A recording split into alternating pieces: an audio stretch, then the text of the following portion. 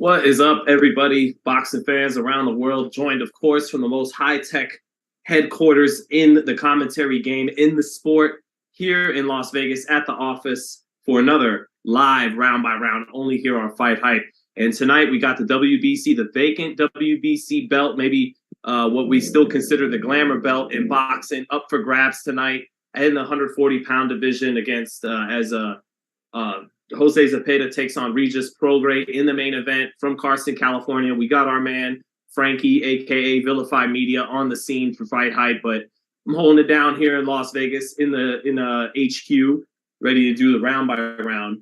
And right now it's the 2020 super heavyweight gold medalist Bakir Jalilov, who is got a great left hand. He just nailed Curtis Harper with that straight left hand here in the second round. And Curtis Harper, of course, famously walked out of the ring a couple of years back against Ife Ajagba on a PBC card back a couple of years ago, and before the first round started, got out of the ring against Ajagba. But he's here tonight against the 2020 gold medalist from Uzbekistan, Jalilov, the southpaw, who had a vicious knockout against our silver medalist here from the United States, Richard Torres.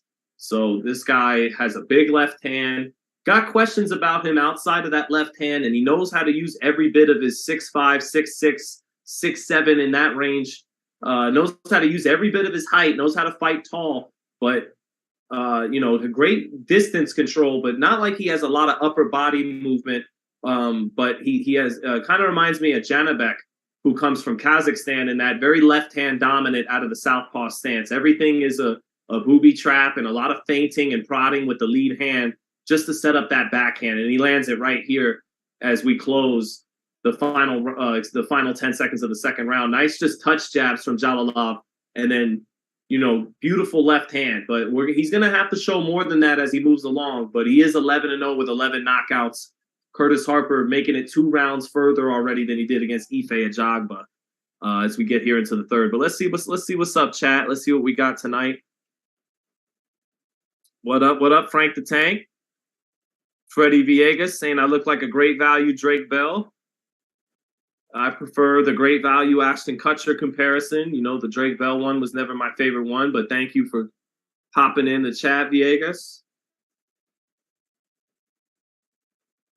I know. Once we get settled in around main event time, we'll probably have quite a few people in the chat because not everybody wants to plop down the $60 on Fight TV tonight for this card, but it is definitely a good fight. I just don't know how many people were willing to spend $60 on it. But I think every boxing fan would be tuned in if it was on ESPN or Showtime tonight. But it's pay-per-view, so I got you guys covered. I think we got one more fight after this. Valle, the minimum weight world champion, potential future rival of Sinisa Estrada. They've gone back and forth on social media. But right now, Bakir Jalilov, just, again, touching, doesn't shoot off the shotgun-like jab, just a lot of touching and range finding with that lead southpaw hand, and then he throws lasers down the pipe with that straight left hand. Sometimes he'll sweep it around the guard, too, like a hook, but that's his weapon, guys. That's his shot. You guys who did order the pay-per-view, who are joining me, I'm sure you see at home, again, very left-hand dominant with that back power hand. And just very good distance control, but he is like you'll see from some fighters from those countries, a little stiff, but because he's so tall and knows how to make guys fall short and then poke them and pop shot with that straight left hand down the pipe, no one's really had to expose it or anything like that. But as he goes on, he'll have to show more wrinkles in his game. But it was plenty enough to get him the gold medal just 2 years ago. Actually, a year and a half ago because of the pandemic. So 2020 had to get pushed back to 21.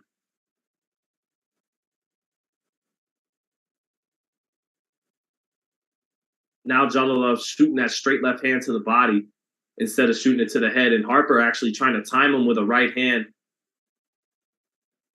Harper, he's come couldn't give a worse impression than he did the night against Ajagba, but he's come to fight tonight, has Curtis Harper, given a better account of himself, obviously, than he did when he walked out the ring with Ajagba, which, I heard some rumors part of that was about his pay, and it wasn't about a fear of Ajagba. It was I guess, a treatment. But those are, social media rumors.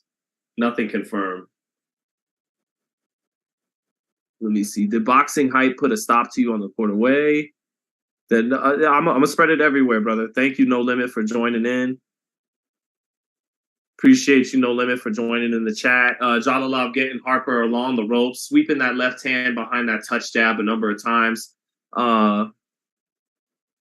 Axon, the Supernova, I appreciate you doing this. I wish boxing would just come on regular TV. Yeah, I agree, but boxing shoots itself in the foot a little bit and puts him. Oh, now a check right hook from Jalalov. That's the first time I've seen him throw the right hook.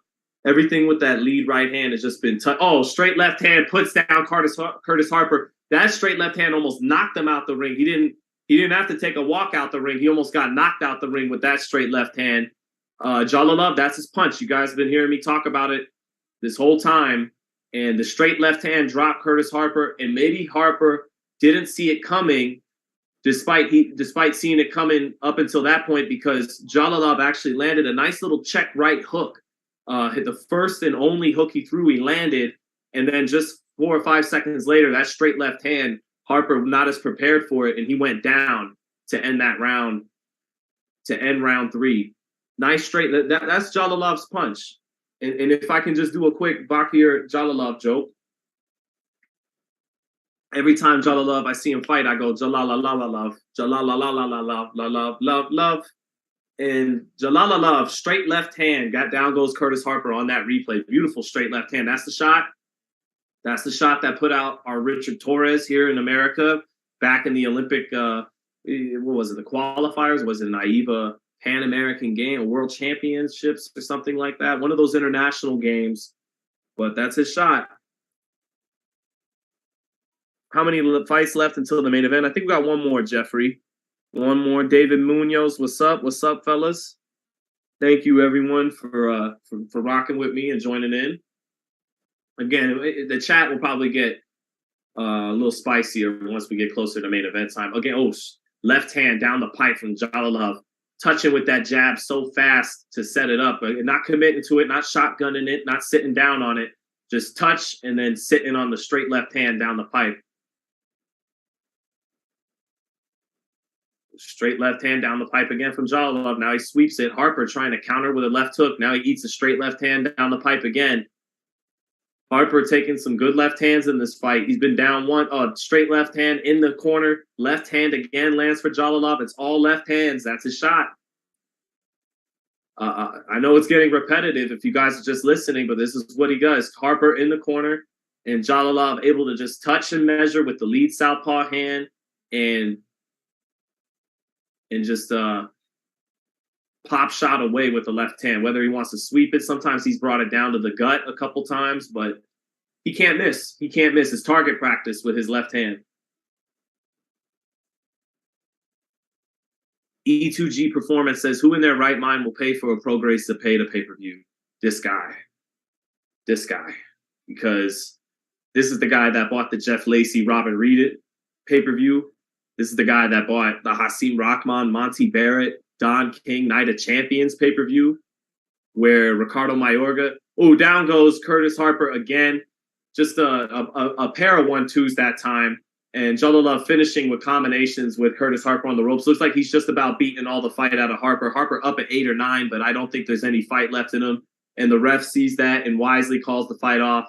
Now Harper protests, but he gave the indication to the ref with his body language and everything that he had had enough. And that was it for Curtis Harper. Fought relatively tough for 3.5 rounds, but got blown out.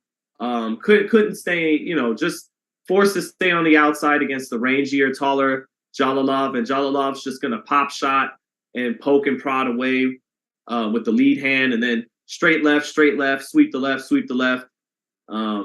And that's it. Got a good left hand. We'll have to see more from Jalalov as he moves on. Flip Hrgovic got all the way to the mandatory spot at the IBF at heavyweight, but no one looks at him as a threat because if you turn the stance around, just gave him a right hand instead of the left hand out of the southpaw stance. Flip Hrgovic, I think Jalalov's a little better, but similar. Tall guy, Eastern European style, and really good with the backhand and just touching, bang. Touching, bang. Really good with that, but Janet Beckett middleweight does that, but a little one-dimensional outside of that one trick that they're very good at. Tavares Morales says ESPN isn't even showing this fight you're commenting on. Yeah, I know, Tavares. It's well, they got outbid on the fight, right? Top Rank wasn't interested in meeting the purse bid that this, fight and Triller were able to generate. It's an empty arena that night. I don't see how they're going to make money really off the event. But, hey, I'm happy that the fight is happening somewhere because Prograis Zepeda is a very legit scrap. It's one of the best scraps you could have probably made in the division. It's for the Glamour belt, the WBC. This should be a good fight. It should not be on pay-per-view. This should be an ESPN main event. But, here I am, and you guys are going to help me make this fucking money back. So thank you. But, yeah, back to what other shitty pay-per-views did I order over the years? We can't even count like Roy Jones, Joe Calzaghe, Roy Jones, Felix Trinidad, because it was Roy, and those guys are Hall of Famers. So you're going to pay for them even if they're past it. Chat, what's some of the shittiest pay-per-views you've bought in your time as a boxing person? We're beyond fans here at this chat. We're beyond just boxing fans. We're like something cooler than that. So what's the shittiest pay-per-views you bought? Pat G said, damn, Conwell looked mediocre. He better chill out with the Charlo smoke, not ready yet. Yeah, Pat, he did get hit a lot and cut in that fight, bruised up. Abreu, 6 losses heading into the fight and was able to land pretty consistently round after round against Conwell. And I felt the way you did in watching it, but then part of me said, let me cut Conwell some slack here because he's always going to be a guy who takes some to give some.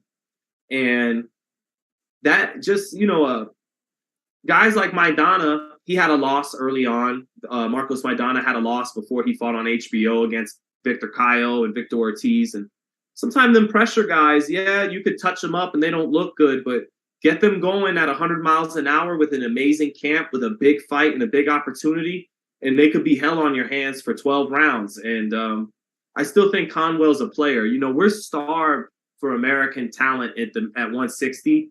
And I think tonight he was all the way up at 68, but I think he gets down to 50, or no, he was at 54 actually. He was only at 54, and he was a small 54. But I like Conwell. I like that he's a pressure fighter, and that he's fun to watch, and that he's a good inside fighter.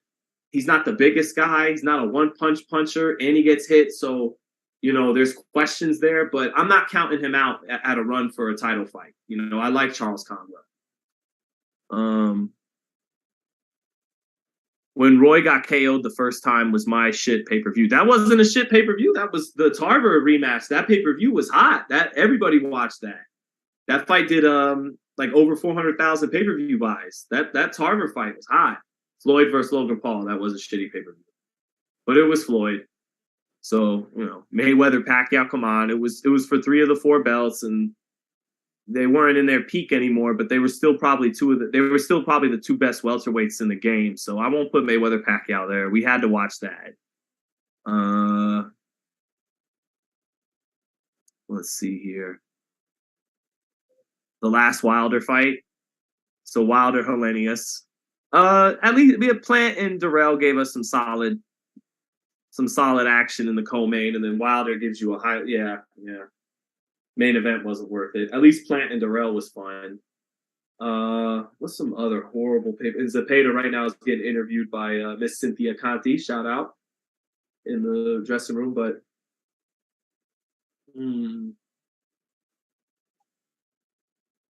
I don't even want to mention like a Crawford Khan because I want it to be like some really I got one for you guys. I ordered a Sultan Ibragimov against Lance Whitaker from the Hard Rock in Florida back in the day. I ordered that on pay-per-view. Yeah. As far as obscure pay-per-views go, I had Barrera versus Mazanki Fana, but that's Barrera. So Barrera could be fighting a bum, and I was still going to order it because it was Barrera. Regis or Jose? I'm surprised at the odds being 3.5 to 1 for Prograis.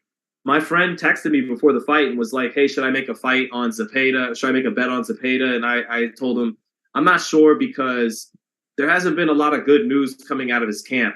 He punches a guy in camp, apparently a random kind of guy. Some kind of altercation happens. He punches someone in camp. Then he gets into an accident the day of a press conference, and then also he's a guy that has fallen short in this spot before. But maybe hopefully for him, it's a third time's the charm kind of thing. But when this fight was first signed, I actually gave the edge to Zepeda, and I was surprised to see Zepeda 3.5-1 underdog. That means maybe Las Vegas knows something about that altercation in camp or that car accident. Maybe Vegas, because Vegas is essentially daring, and a lot of boxing fans we know are Mexican American fans. They're essentially daring those fans tonight to take the bet, because at 3.5-1, I think it was plus 350 in some spots for Zepeda. That's a pretty bold dare by Vegas to take the Zepeda bet, and I would be one of those people definitely tempted to take it, because Zepeda is a heavy-handed guy. Prograis is more athletic. He's faster, twitchier. He's more dynamic.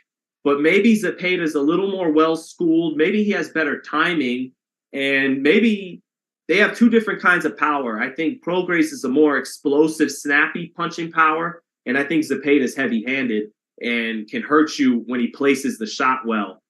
But we'll see.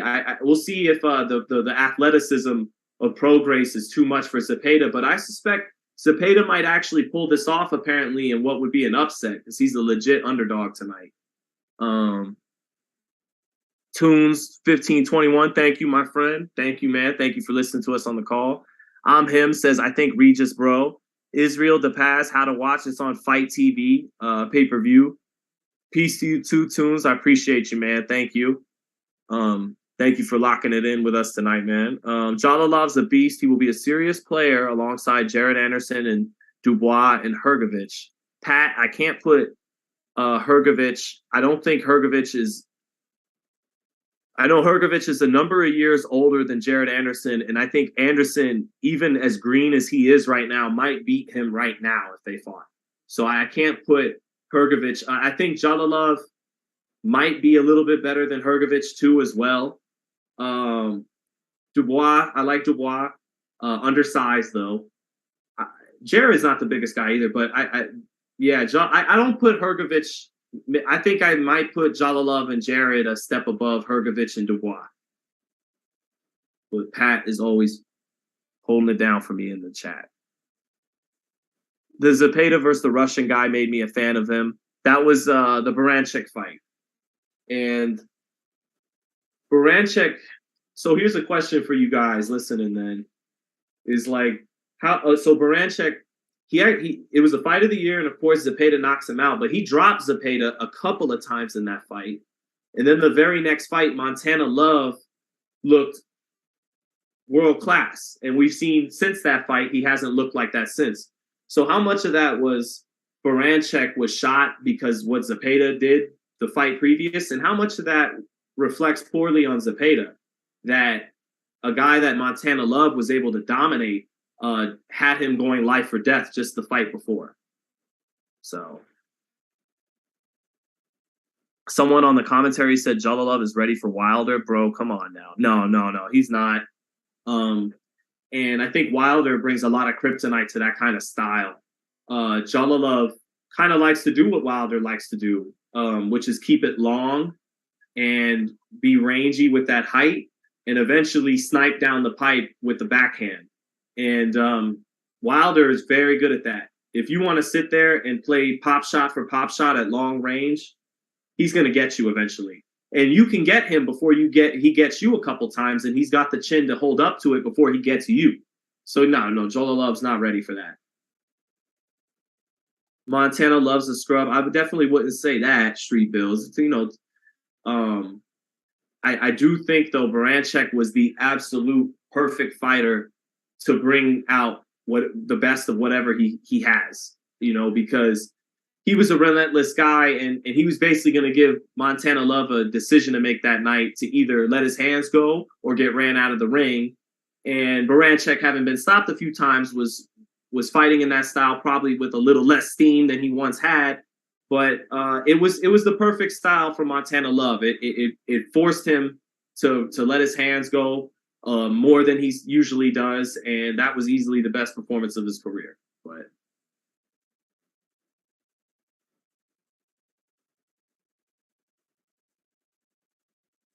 Mexican Rudolfo Cruz. Mexican boxers can fight. You will never see a Mexican boxing with Shakur or Haney skills. I don't know, man. I got my man Salvador Sanchez up there. He could box his ass off. Finito Lopez.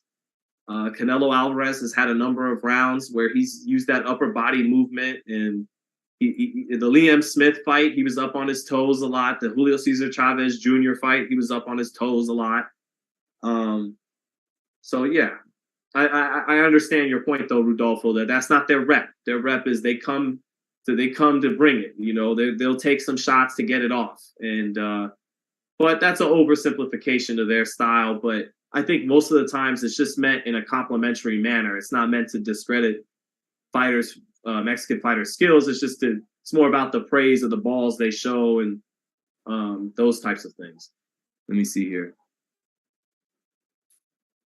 C. George says, Zettel, I can't believe you never let one of these boxers convince you to get a fresh fade. You need a cut, brother. I appreciate your honesty, C. George. Let me see if I got a picture of my old taper fade from back in the day that I could show you. I don't want this to take up too. Okay, here we go. Hold on. I think I got it right here. I'm going to show you. Your wishes come true. If I could just get this sorted out. So now co-main in the ring. Valle, this is an opponent definitely that people have been wanting to see Seniesa Estrada take up against in the 105 weight class. So let's see what she's got and see if we think she's got a chance against Estrada.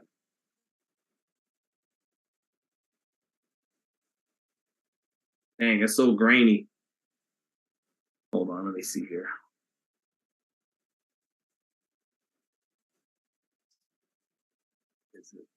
I'm going to show you a picture of the fade once it pops up. But, oh man, Jack Reese, you know he loves his camera time.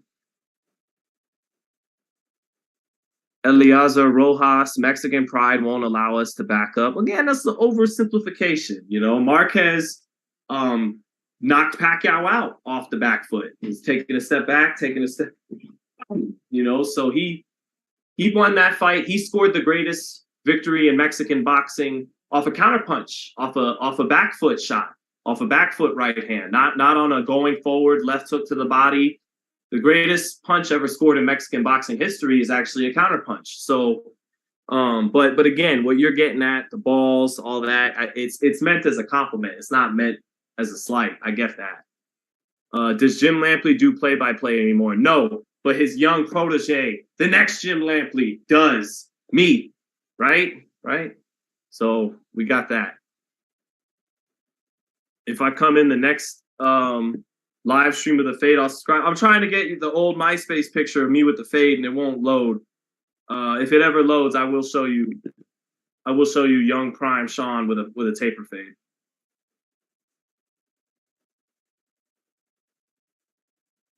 It's so grainy. Hold on. It's so grainy, but there it is. That's me with a taper fade. And my boy with his big belly out in the back. Rest in peace, Mike DeLong. But there it was, the taper fade. It's pretty fresh. I think I got another picture of it too. But yeah. This quality content right here.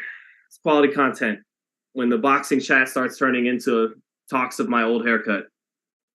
Don't be the next Jim Lampley. How could you say that, man? Jim Lampley was the best blow-by-blow guy of my lifetime. Yes, Andre, I already know what you're going to say. He was biased to the home fighter, the HBO fighter towards the end, but I think HBO was getting a little desperate in the mid to late 2000s, and he started putting over guys like Victor Ortiz, like Jermaine Taylor, that looked the part, that had great amateur backgrounds and all that, but they couldn't. He wanted to build them up as his next Shane Mosleys and De La Hoyas and Lennox Lewis's, and they they couldn't really do their part. So it became more and more obvious he was selling you these guys. But Lampley was amazing for the longest time. He's the GOAT of my lifetime. So so here we go, round one, Bermudez versus Valle.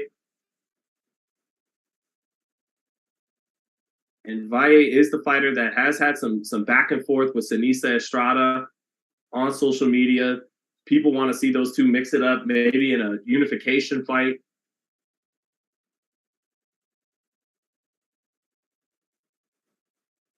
Ooh, Bermudez actually jumping on top of Valle good here early, but stop body shame. That includes hair. No, it's okay. They could do their thing. So David Martinez asking, does Teofimo Lopez fight Lopez? Zatel winner fights Lopez or Ramirez? Yeah, I think so. It seems as though Teofimo's definitely being lined up to fight the winner of tonight's main event, because the WBC mandated the Sandor Martin fight, and then they went ahead and said, okay, forget Pedraza, let's go ahead and do the Sandor Martin fight, because it takes one fight off the schedule. It makes it easier to get ahead to the meaningful fight, which is fighting for a world title. Because had he gone through with Pedraza, it's Pedraza, then it's Sandor Martin, then it's the winner of tonight. But getting Sandor Martin in 2 weeks at the Garden speeds it up, and then we can get him fighting the winner of this fight. And then maybe Haney moving up to 140 eventually. I just think the move for Top Rank should obviously be Haney and Lopez building up, each grabbing belts at 140, and eventually having them meet up, maybe for ESPN pay-per-view or something in 2024, 23, late 23. That's the ideal scenario in my mind, is that in 2023, maybe Devin goes ahead and still takes this Lomachenko fight, sure. But after that, in the second half, he moves up to 40, either fights Taylor or fights for Taylor's vacant WBO belt. And he grabs the WBO and T.O. grabs the WBC, or vice versa. And then they meet in a unification. That's how that should go. But things in boxing rarely go that smoothly. We'll see.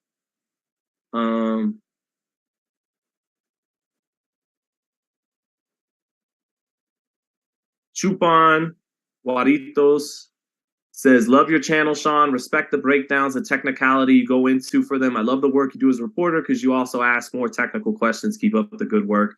Thank you, my man. I appreciate the support and the encouragement. Not to get too sappy, but, life can get tough in the pursuit of all our tasks. So the encouragement always helps us keep going forward. So I appreciate you, man.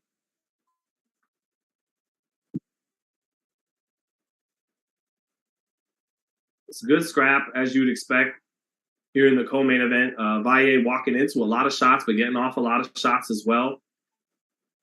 But I'm not seeing a girl that would beat Estrada tonight from either girl. Although Bermudez, taller, rangier, does look like she might be a little bit tougher for Seniesa to close the gap on. But Valle would get countered to death, opening up wild like she is here against Bermudez, fighting Seniesa Estrada. Prograis by KO. Zepeda is easy work, fam. Who said that? Let me see. I can't find it now. Ding dong, ding dongo. I love UFC more than boxing. Well, that's okay. Tonight, you're going to rock with us. Rap champions taking bets. Let's see. Julian Rodriguez says, you look like Babytron. What's Babytron? I'll look it up. I'll look up Babytron. By the way, main event round by round, a lot more concise. Just going to be calling the action. No diverging. Babytron. Since we got time. I don't look like this dude. I don't look like this man. That was a wrong recommendation, sir. You got 350 on Prograis KO, says Malcolm Emanuel. Aren't you only going to win back $100 though? How much are you set to win if he wins by knockout? Carl Brown says Prograis finishes him with an uppercut tonight. Why has Jaime Munguia not fought any big names yet? All the big names that would make money. Golovkin, he was busy getting ready for Canelo. That was his business plan. Canelo moved up. Charlo's on PBC, so that's a tough fight to make. And then the Andrade fight, Golden Boy just didn't seem to want to make it.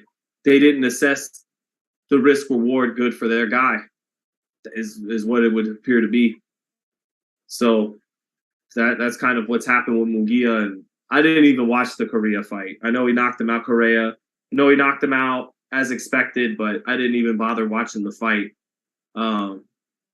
And then the Janabek fight, that fight should have happened too. I don't understand why not. I don't have any real explanation or excuses for Munguia, except that I think that some of those other fights were tough to make. Canelo's already moved up. Golovkin was waiting for Canelo. And the Andrade fight, they didn't assess it to be worthy of the risk reward. So they didn't take that. And then I guess the same scenario with Janabek.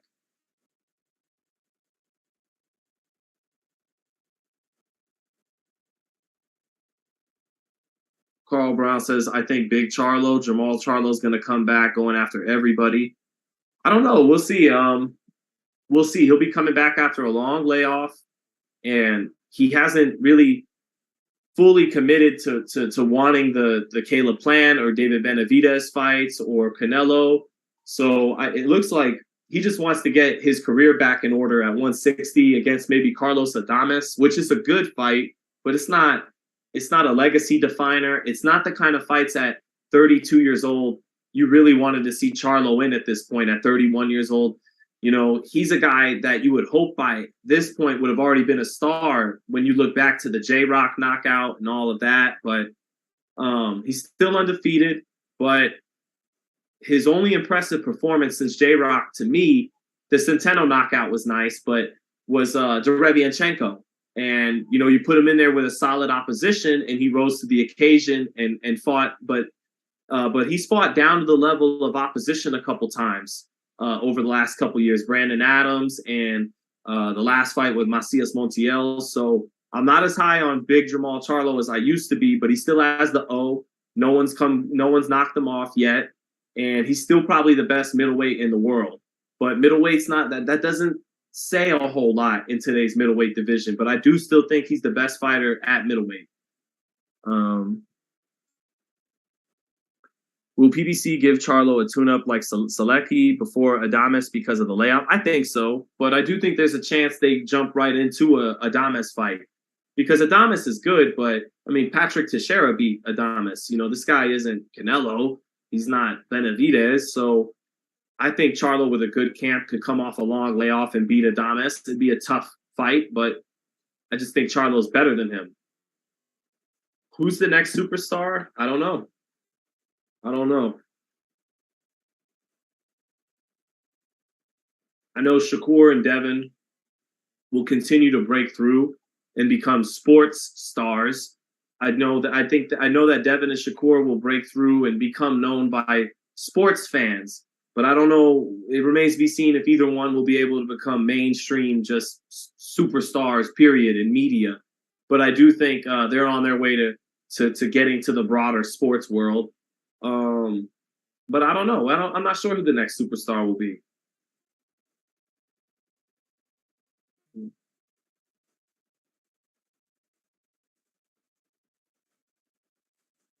Trey Reed says, off topic, but I'm liking the 135 pounders currently promoting themselves online. Shakur, Tank, Haney, Loma, Pitbull, Rolly, and Tio in a tournament would all be fire. Absolutely would be fire, but enough talking, man. Fights got to start happening. And apparently Shakur is going to have an interview on the site dropping pretty soon. He had one with the head honcho of the site, BT Ben, and apparently it's going to be pretty good. I'm looking forward to watching it with the rest of you guys because Shakur went back and forth with Tank on social media. And I imagine Shakur is just one of these guys that doesn't want to like Ryan and Tank have had. He doesn't want a 2 or 3 year online talking odyssey. It's if we're gonna do it, let's do it. Let's get it popping and let's fight. And it's time to get it popping. These guys are beginning to have big enough profiles to where we're getting closer to enough dollars being on the table to, okay, let's make it happen.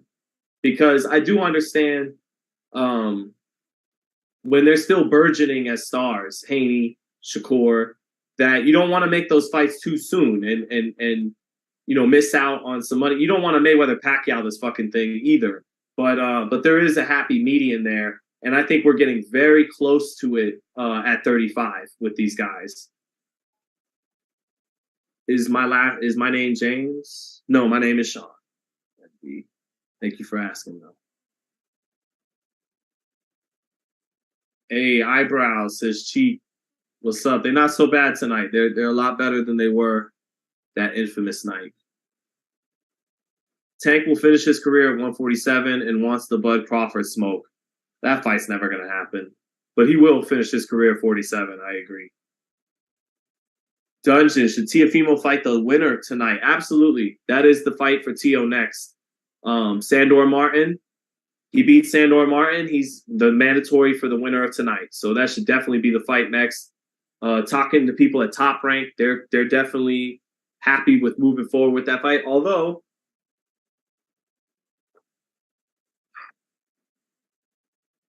Teofimo fighting the winner might be a lot more likely if it's Zepeda, who Top Rank has a lot more control over than Prograis, who they have no control over.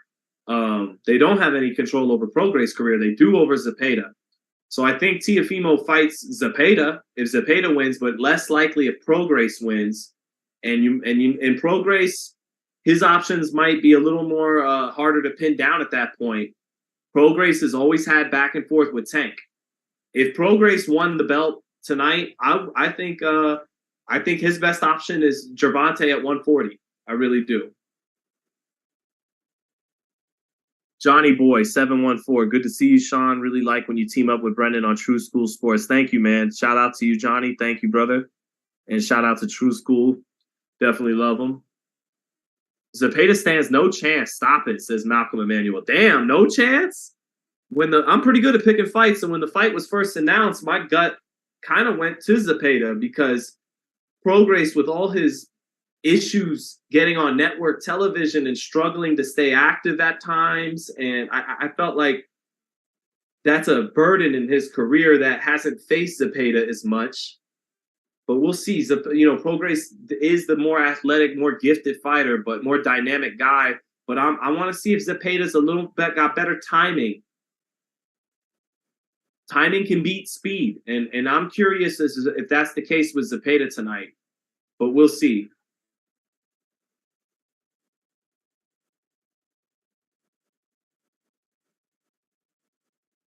Bud versus Charlo for Undisputed 3. I would love to see Bud versus Charlo, maybe even more than Bud versus Spence. But if Bud's not going to get a Spence fight done, he's damn sure not going to get a Charlo fight done either with, the PBC side.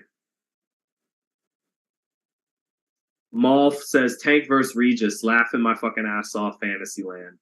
I mean, I can dream a little bit, right? I mean, we do have the dream cast right there, but just they've went back and forth a few times. And Maul, you don't think that was something they were thinking of when they had Regis fight on the co-main event of Tank fighting Leo Santa Cruz in Texas? Regis was the co-main against Juan Heraldez. That to me usually says they're considering that as an option. But then Prograis, he signed with MTK and went another route.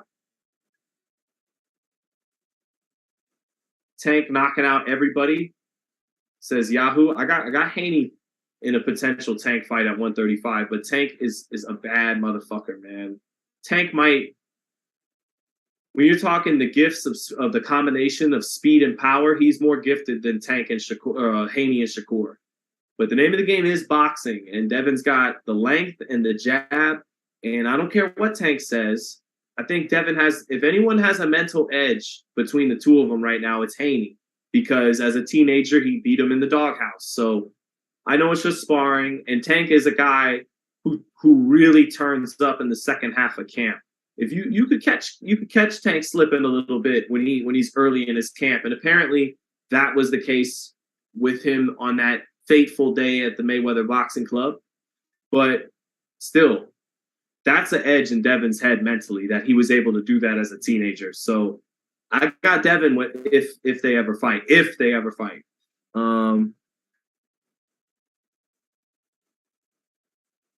Let's see. What's up, Sean? What's up, Yahoo? Thank you for the shout out. Regis wins tonight, then ducks Tiafimo. Shakur is better than Tank. That would, that's interesting. He's more disciplined than Tank.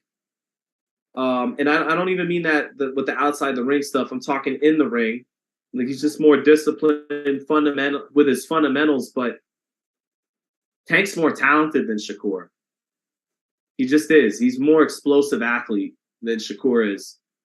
But that doesn't mean he beat him. It comes down to the boxing skills between them. But the body, the gifts, Tank has the edge over Shakur. He is the naturally harder puncher, and I think a little more explosive and a little faster than Shakur, who has great speed too. Shakur, Ryan, Haney, Tank, and TO2 all have great athleticism and hand speed to varying degrees, but they're all that's part of why they've all stuck out as thoroughbreds when they've been youngsters. If boxing had a combine like the NFL, they would all measure out well at the combine. If there was a hand speed test, a punch and power test.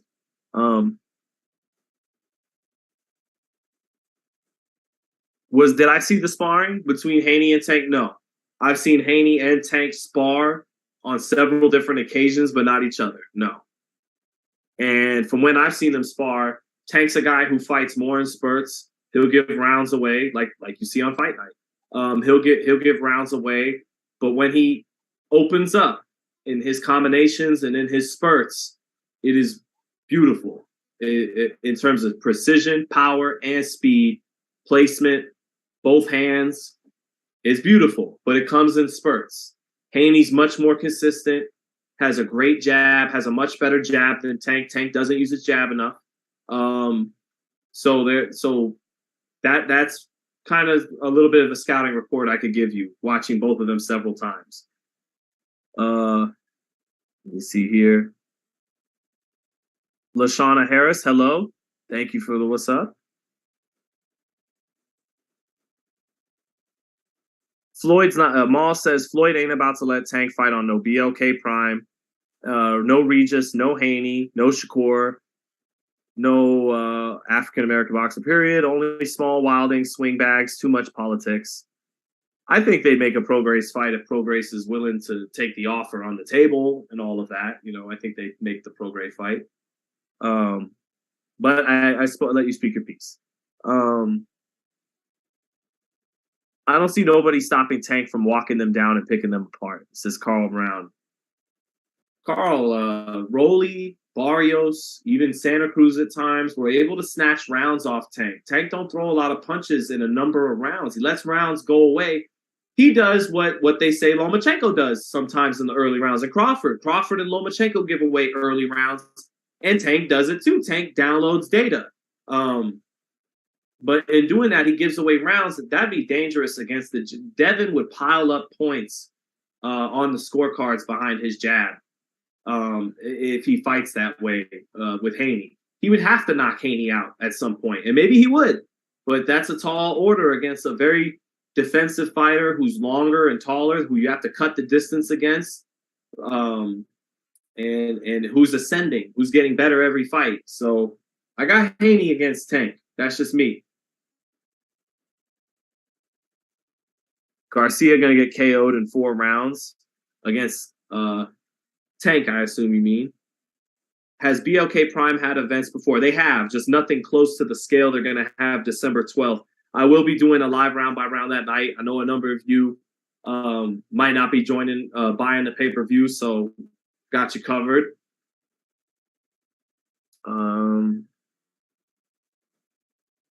Tank would beat all of these guys, says Raymond. Hurry, Regis Prograis. I agree. We want to get hurry up to this main event. I'm not going to lie. I'm having more fun talking with you guys than calling the action in the co-main. Shakur lost 5 out of his 6 L's in the amateurs to southpaws. Tank would kill him. His record is 1-6 versus lefties in the pros and amateurs. Cook and talk. Wait.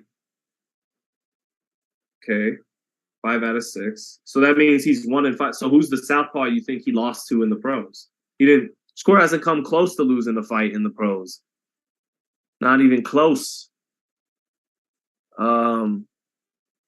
But Cook and talk with the research, hitting us with the research. Shakur, bad record against southpaws. So you hit us with some research, Cook and talk. That's why I read the comment. Tank can hurt anybody. Absolutely, he can. He is a true, legit, one of the purest pound-for-pound punchers in the game. Him, Inoue, Wilder, can't think Beterbiev. But Tank is as good as they get right now as a puncher, for sure. And great skills, too, but fights in spurts. And he's short. And he doesn't – and you can nitpick, elite fighters as well. She's short, which is going to – which is an obstacle against the elite that are going to be longer than him at 35 and 40. And doesn't commit to using the jab a whole lot. Likes to range find and set up the power shots. And lets rounds get away from him. Those are his flaws. Now, the pros, what makes him great, tremendous hand speed and punching power in both hands, and he can knock you out with any shot. He's got the brick down the pipe. He's got the straight left hand, the 2. He's got the sweeping left hand. He's got a concussive right hook. And then, of course, he has the uppercut. Doesn't use the jab a lot to set them all up. He range finds with the lead hand. And then when he feels like he's got his range down, beautiful spurts, but and also tremendous coordination. Tank can make really tight pivots, step off to the side, check hook, good body puncher, could dig hard in the body, make shit on yourself kind of body shots. So Tank's a monster, but not perfect, not perfect with the flaws I mentioned.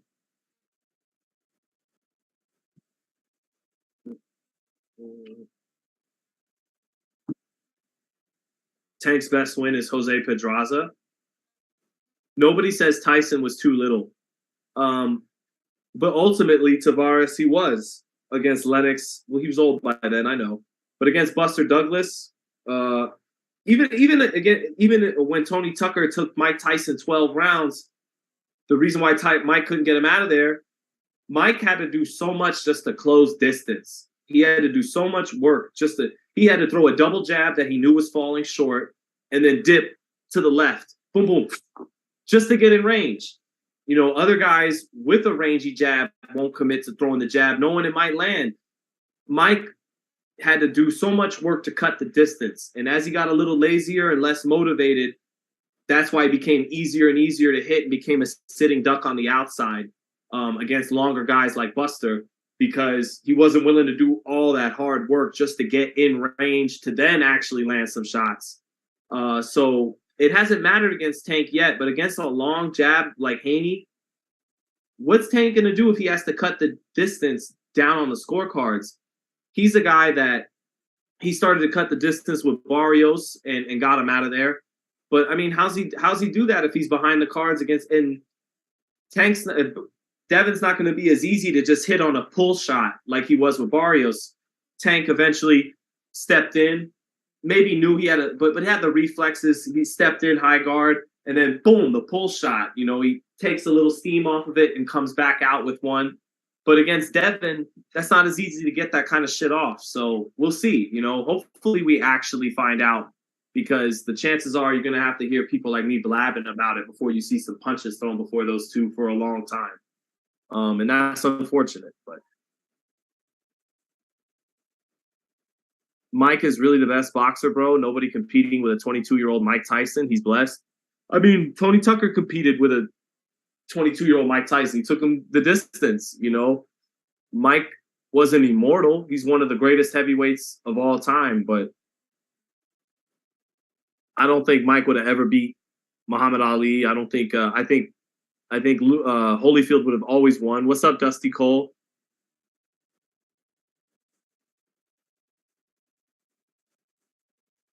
Lashana Harris, prime Mike Tyson beat Lennox Lewis before he went to prison when they sparred. Where'd you hear that at, Lashana? Do you have a link or something? I'm not saying you're lying or nothing like that. It's just I know they sparred when they were young men. Mike was a teenager, but well, they both were then.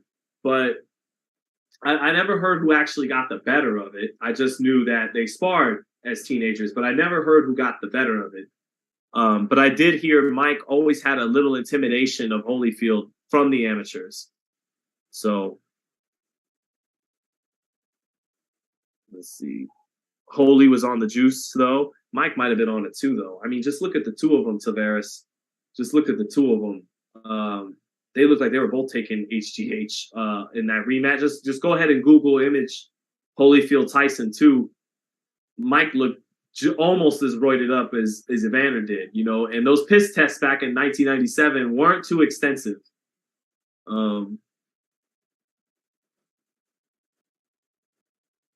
Most people lost before they got into the ring with Tyson. Yes, all well treaded ground for us boxing fans here. Sean Porter should give us one more fight. Nah, my man Sean is enjoying. I was just we took our kids to the trampoline place yesterday in a little post Thanksgiving get the boys out of the house thing. So Sean's doing great and moving forward with a lot of things. He's working with with the USA boxing team and has a lot of things coming forward. Of course, the podcast. And so Sean's doing awesome. Even looks over some Hollywood scripts. Sean's doing his thing. And also, Carl, to talk to your point, my man Sean was dealing with some injuries towards the end that we didn't know about. Not even I knew about as I covered him in camp. His hips, he had horrible hips, had to have surgery done on him.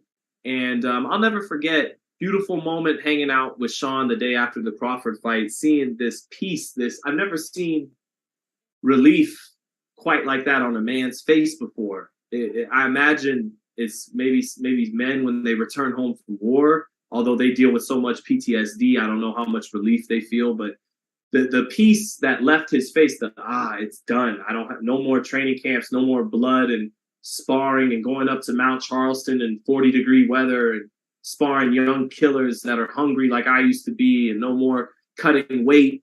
And I just immense relief. He's retired, man. My man is done, and I'm very happy for him.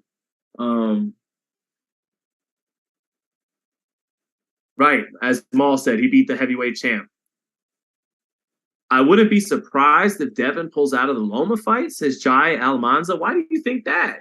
Devin's going to beat Lomachenko, and Lomachenko low-key kind of knows that. That's why he was joking around about he's a heavyweight. He's a heavyweight.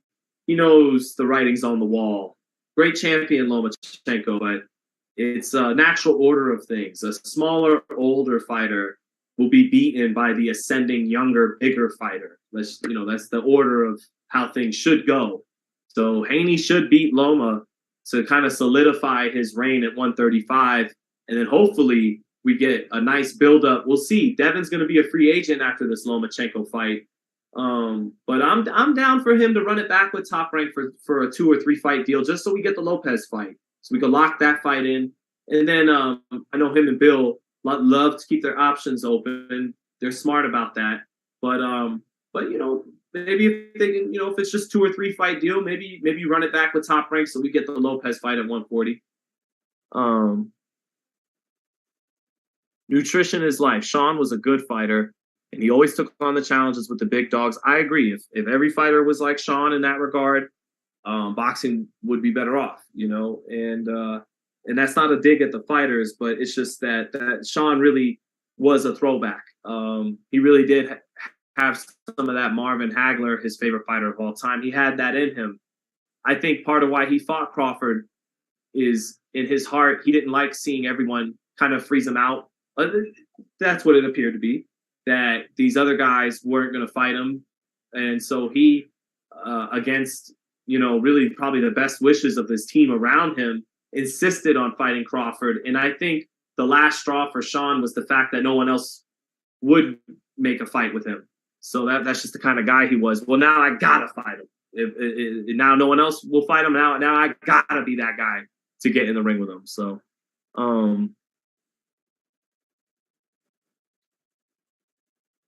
Haney is not fighting Loma in his prime. No, but he's still fighting Lomachenko with some juice in the tank. Kind of like when Floyd fought De La Hoya. De La Hoya actually was still the world champion at 154. He won the BC against Mayorga.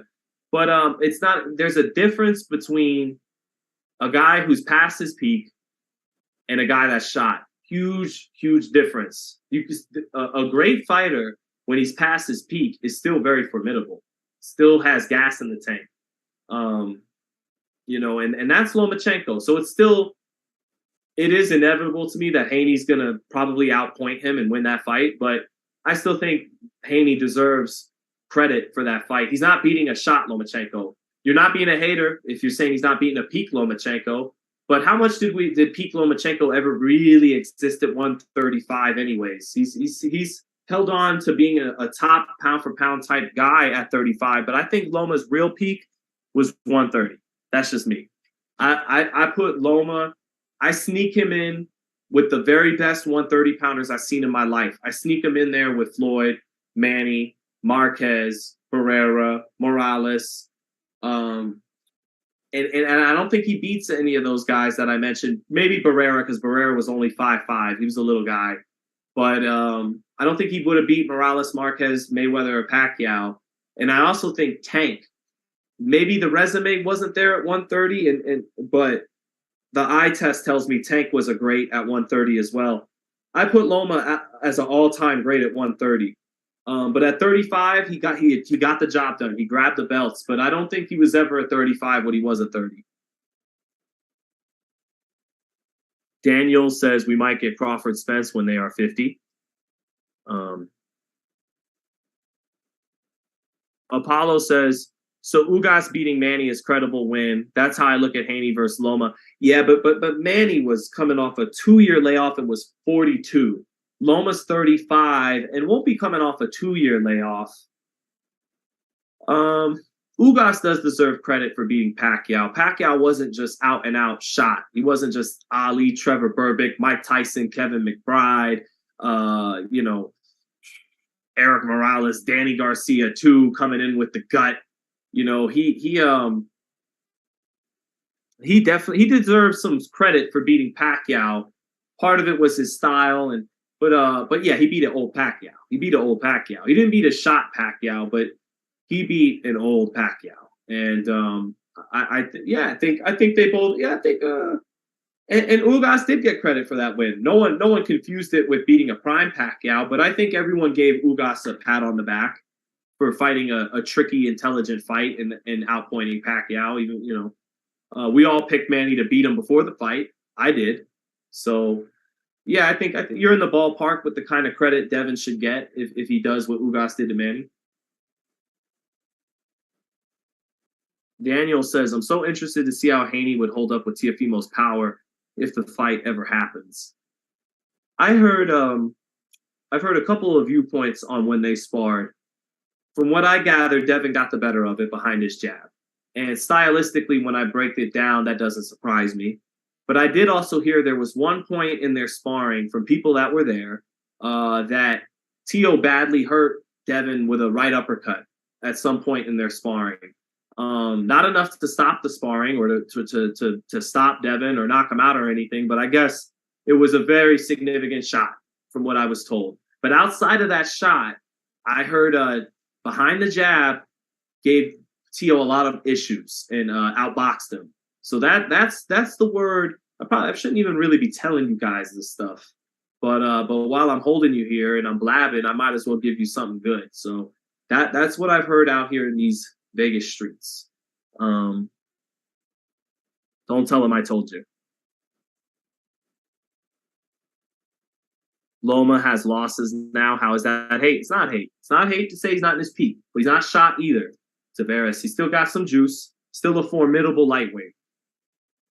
Teofimo though, man, he was good in I liked after the second round when he started to calm down. I saw him start to settle back down and feel comfortable again. He looked good against Campa as that fight went on. I'm still enamored with his talent. He still does some flashy counter-punching stuff off his version of a shoulder roll, and his counter uppercuts and the way he slips in counter power shots, his deceptive speed and quickness with those. He's just he had an awful night against Kambosos. He really let that one get away from him. Came in with no respect for his opponent. He tried to walk him down and cut the distance with no discipline or respect, and it cost him, as we all know. But I am not off the Teofimo train. I sense that he still got some big nights in him for sure. That he's not going to go the way of. It's not going to be a Broner Maidana thing. I think he's gonna come back and get his retribution in his career. But I think he beats Josh Taylor. I'm hoping he gets that fight before Taylor moves up. I've heard that Taylor is definitely still thinking of beating Catterall and then moving up to 47. But what's up there for him? What's he going to do? Go on PBC and fight Errol Spence? There's even talk that Taylor can't come to America anymore because of the MTK affiliation. So let Teofimo. I know that Teofimo's angled to fight the winner of this fight, Zepeda and Prograis. But for me, if I was matchmaking, I want Teofimo to go over to the UK to fight Taylor. There's already been animosity and shit talk there. And I want Devin to fight the winner of tonight. And let Devin fight Zepeda or Prograis. And let Teo take the trip overseas. Yeah, Devin took his trip overseas for Kambosos. Let him fight stateside. Let him fight at home. And let's see Teo regain all of the momentum he lost by beating Taylor if Taylor gets by Catterall. Catterall is a little bit of a one-trick pony with the left hand. Hopefully Taylor for his sake, he figures it out this time. And I want to see Teo go the Taylor route. There's already a little bad blood there. And I would like Devin, after he gets past Loma, to take on Zepeda, Prograis winner. And then those two link up in 24 on a pay-per-view. That's how I want to see it go down.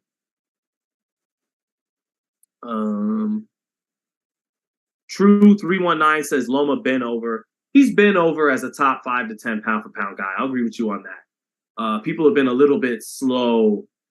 That Jermaine Ortiz fight, I didn't need to see that to put. Although against Tanaka, or no, who was that? Was his name Tanaka, right? That's the Japanese lightweight. I'm not getting him confused because now I'm thinking of the fucking Yankees pitcher, Masahiro Tanaka. Nakatani, not Tanaka, Nakatani. Nakatani, that was vintage Lomachenko. That was the best he ever looked, but he had that spite coming off the Lopez loss. And that was the best version of Lomachenko I ever saw at 135. But then the spite was gone. 6 months later against Richard Comey, he's got him ready to get knocked out in the 7th round. He lets him off the hook. He's looking at the ref. And that's what let me know that Nakatani fight was an aberration, and it wasn't what he was probably going to bring into the ring against a Haney or something like that. Because then he kind of came back down to earth with Comey, and then he really came back down to earth with Jermaine Ortiz. And now everyone's starting to see what I've been telling you guys for over a year and a half, which is Haney will beat him if and when they fight.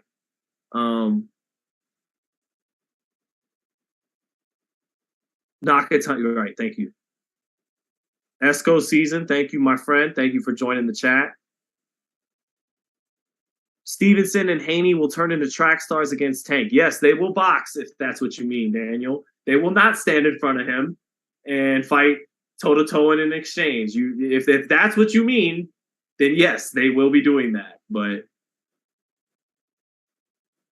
all right, guys, I'm just getting ready for the main event fighters to come on out, and then we're going to cut the chit-chat and get right to the action, calling it down the middle, every punch basically, and let's see who gets the better of this fight. This is a good fight tonight, Prograis and Zepeda. The glamour belt, let's call it, the WBC belt. Yeah, they hand out too many belts. My son even actually has a toddler belt in his room. Shout out to them for sending it to us when he was born. Too many guys walking around with WBC belts, but it still is the glamour belt. So these guys are fighting for, still in my opinion, the highest belt you could fight for in this business, the WBC. And big opportunity for both of them tonight, Prograis and Zepeda. Got to admit, Prograis looking good in the dressing room tonight. Whenever they flash to him, I like his shadow boxing. I like his head movement. I like the look in his eye in the dressing room right now. Nice, and got the Vaseline ready, got a good sweat warmed up. I always mention George Foreman before the fight because George Foreman, he always said he hated it if a fighter went in cold. He needed to see them sweat, see them breaking a sweat, see them perspiring and ready to go. Both fighters 33 years old. Zepeda with a 3.5-inch reach advantage. But both guys 33 years old. Both guys have fallen short when fighting for the world title. Prograis against Josh Taylor, Zepeda against Jose Ramirez, and then another fight that escapes me for a moment now. But both guys have fallen short before. But tonight, third time, maybe the charm for Zepeda, and for Prograis, a chance to capture the glamour belt and maybe get some big lucrative options with Devin Haney, Teofimo Lopez, or even a Tank Davis, who he's gone back and forth with in the past.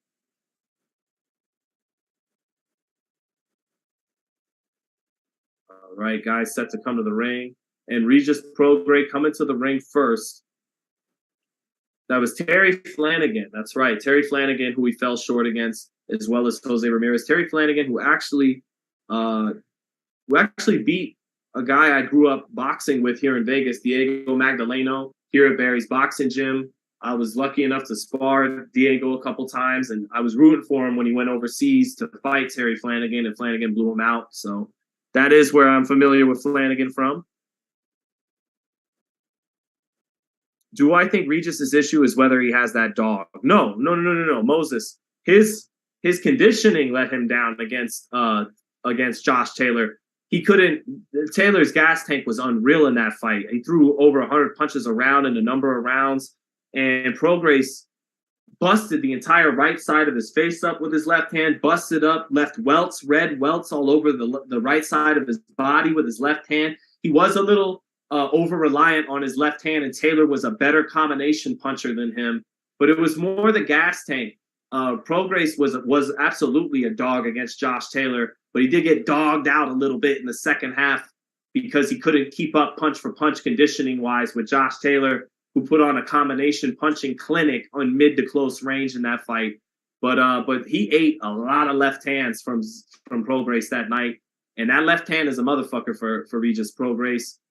We'll see how he gets it off against another southpaw. Both guys love their left hand. Prograis, the more snappy, zippy, athletic, dynamic puncher. Prograis maybe better timing. Timing can beat speed. And Zepeda more of a heavy-handed guy. Not as fast as Prograis, but timing can beat speed, and he'll need that to happen tonight. Here comes Jose Zepeda now, hoping for third time's the charm. Prograis already in the ring. Not a very packed crowd at the War Grounds at StubHub, but a good fight. Good fight. Happy to be watching this one and watching it with you guys.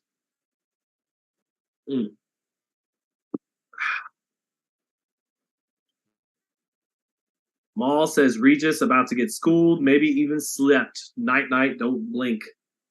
Prograis by 9th round TKO. Malcolm Emanuel, shout out to you, my man. Thank you for the first and maybe only super chat of the night. Thank you, brother.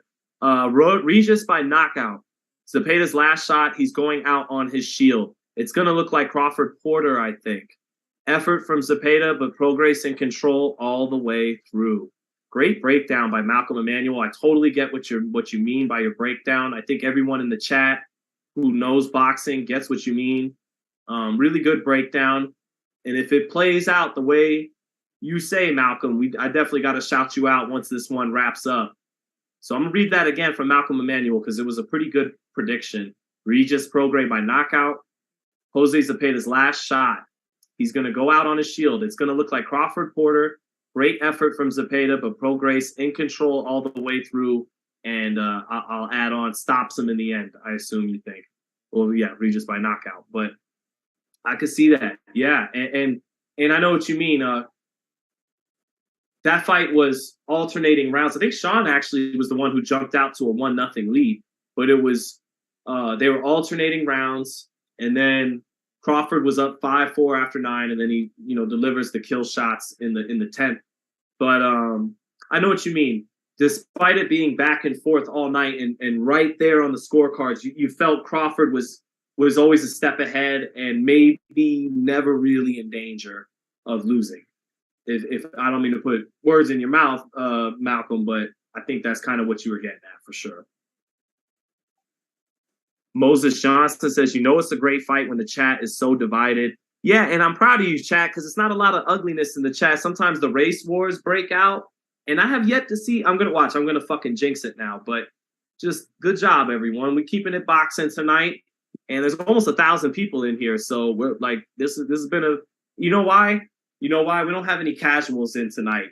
This fight only attracted hardcore boxing fans. So no one's on that dumb shit in the chat tonight. So that works. Let me check one last time the odds, because my boy told me that Zepeda was actually a big underdog tonight, which surprised me. I thought the books would have it closer to 50-50. Damn, Zepeda is plus 320 and Prograis is minus 410. That's crazy. That's crazy. Does Vegas know something about Zepeda's camp? Because Vegas, look, we know a lot of the fans watching tonight are going to be Mexican and Mexican American, so they're daring those fans to place a bet on Zepeda. They're I double dog dare you to bet 100 on Zepeda tonight. They are really confident Prograis wins tonight, and Vegas usually knows what they're talking about.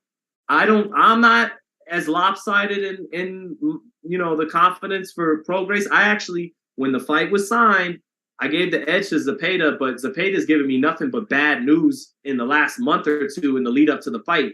He gets into a random fight with some civilian in camp. He gets into a car accident the day of a press conference. He's fallen short in this position before. So, but I still, even with all that said, I don't see Prograis as minus 410. Damn. We will see. We will see. La gente, who put some money on?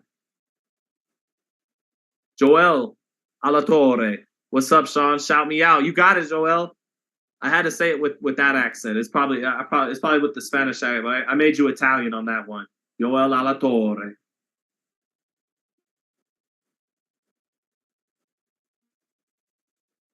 Canelo Spence would be a banger. We got to see if Spence could even carry weight up to that kind of division. Obviously, if Spence pound for pound could be the same fighter at 68, then yeah, it'd be a good fight. But yeah, it's a lot to ask him to move up 21 pounds. He might have to get on some of the meat, What? No, huh?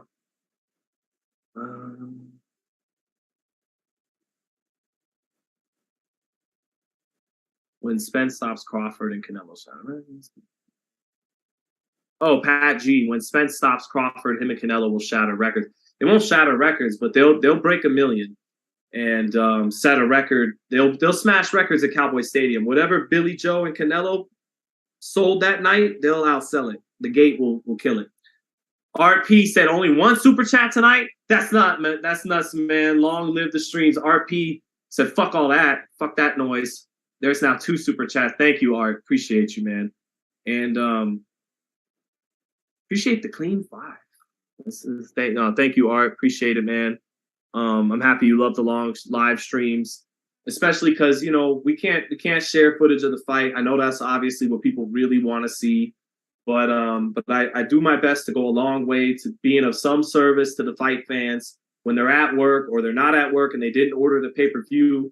I want it to be very clutch and for you to enjoy yourself during the round by round. So. Ring announcer finishing out the intros here. Both the Mexican national anthem and the anthem of the United States have concluded. Zepeda and Prograis set to get introduced here for this main event. And can't wait to get this round by round started. Snack is the real plug on Peds.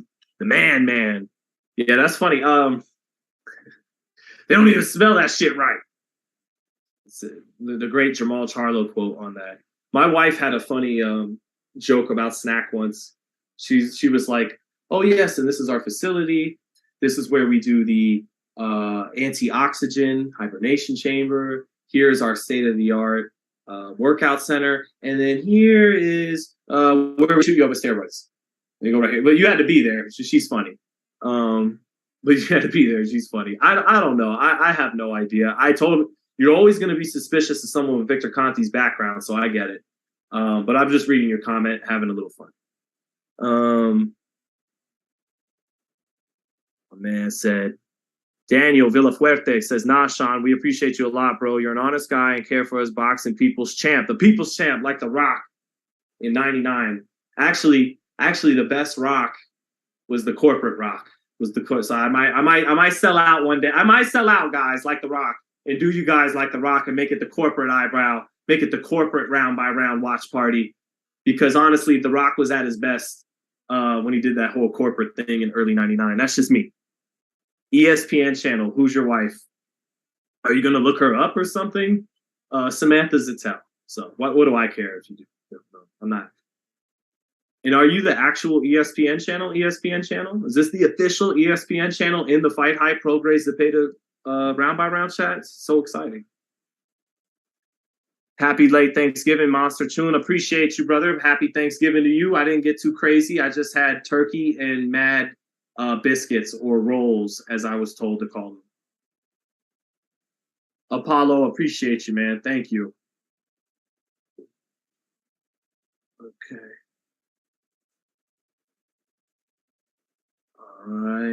All right, here we go. Ring entry. Okay, finally, here we go. Man's gonna steal your lady, Sean. Now, Daniel, they can't even if they tried. You see how confident I was with it? I said, go ahead, look her up.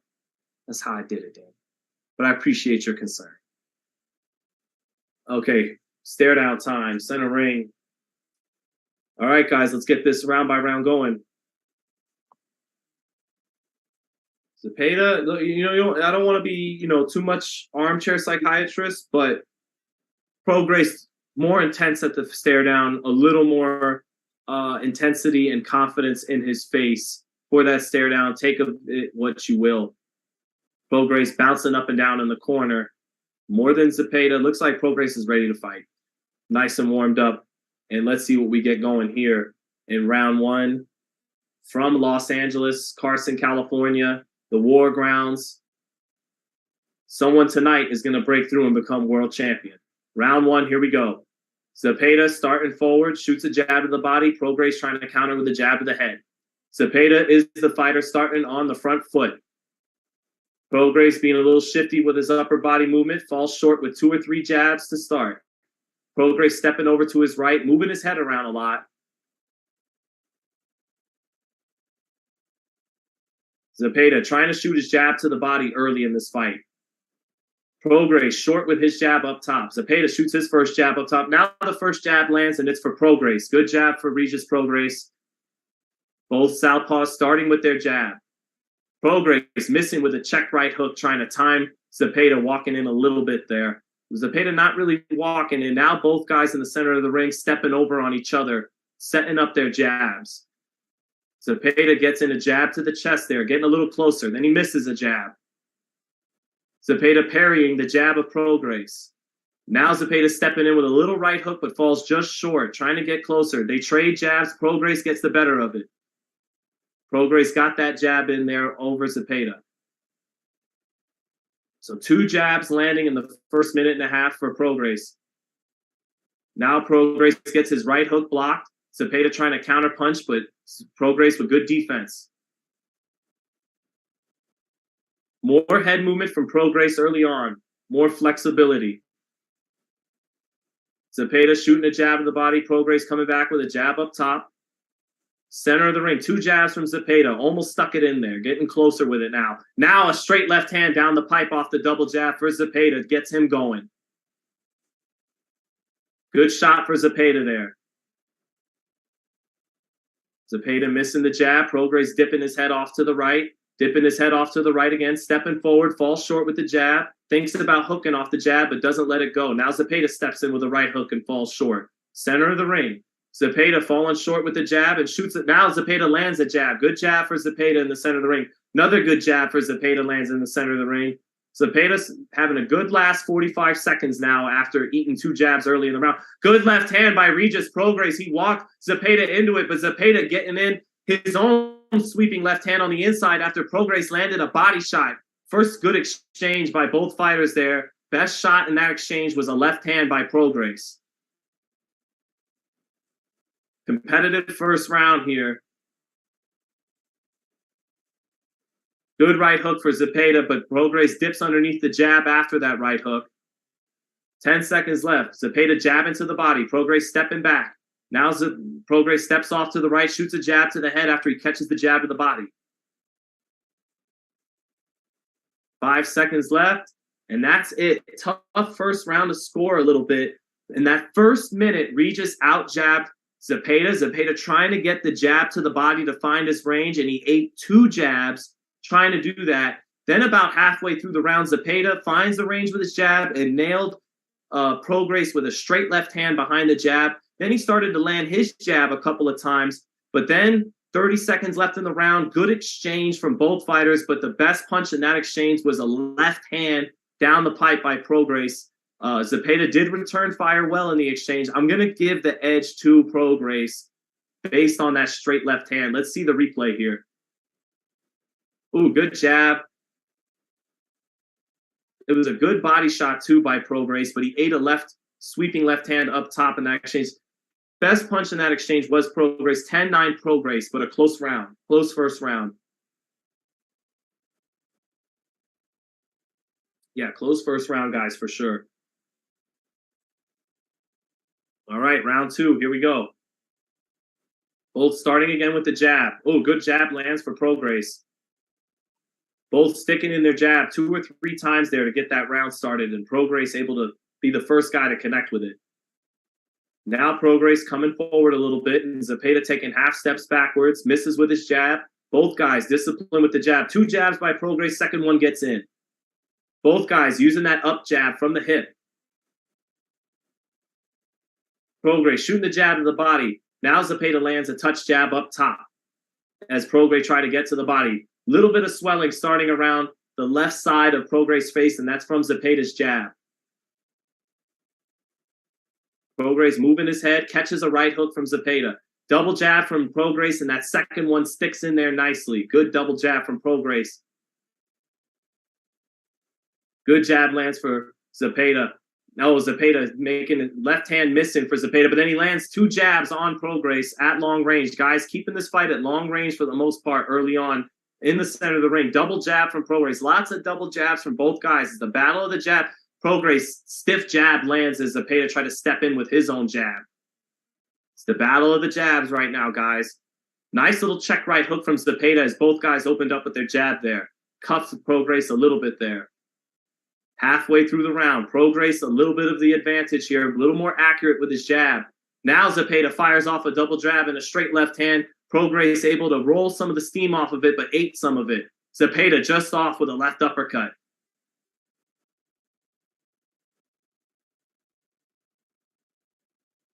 Prograis moving his head, falling short with the jab. Zepeda looking to counterpunch a little bit here. Was just off with an uppercut. Now he sticks a nice jab off the back foot in Prograis' face.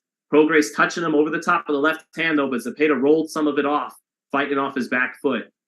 Zepeda planting his feet a little bit here in the center of the ring. Looks like he wants to walk Prograis into something here. Prograis does fight with that right hand low and relies on his upper body movement. Maybe Zepeda feels, oh, good jab lands for Zepeda, and Prograis just missed with a pull left hand over the top of that jab. He ate the jab.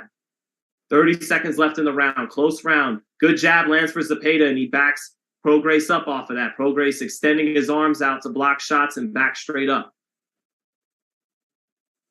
Zepeda closing this round a little strong here. Getting closer to Prograis. Prograis with a better first half of the round.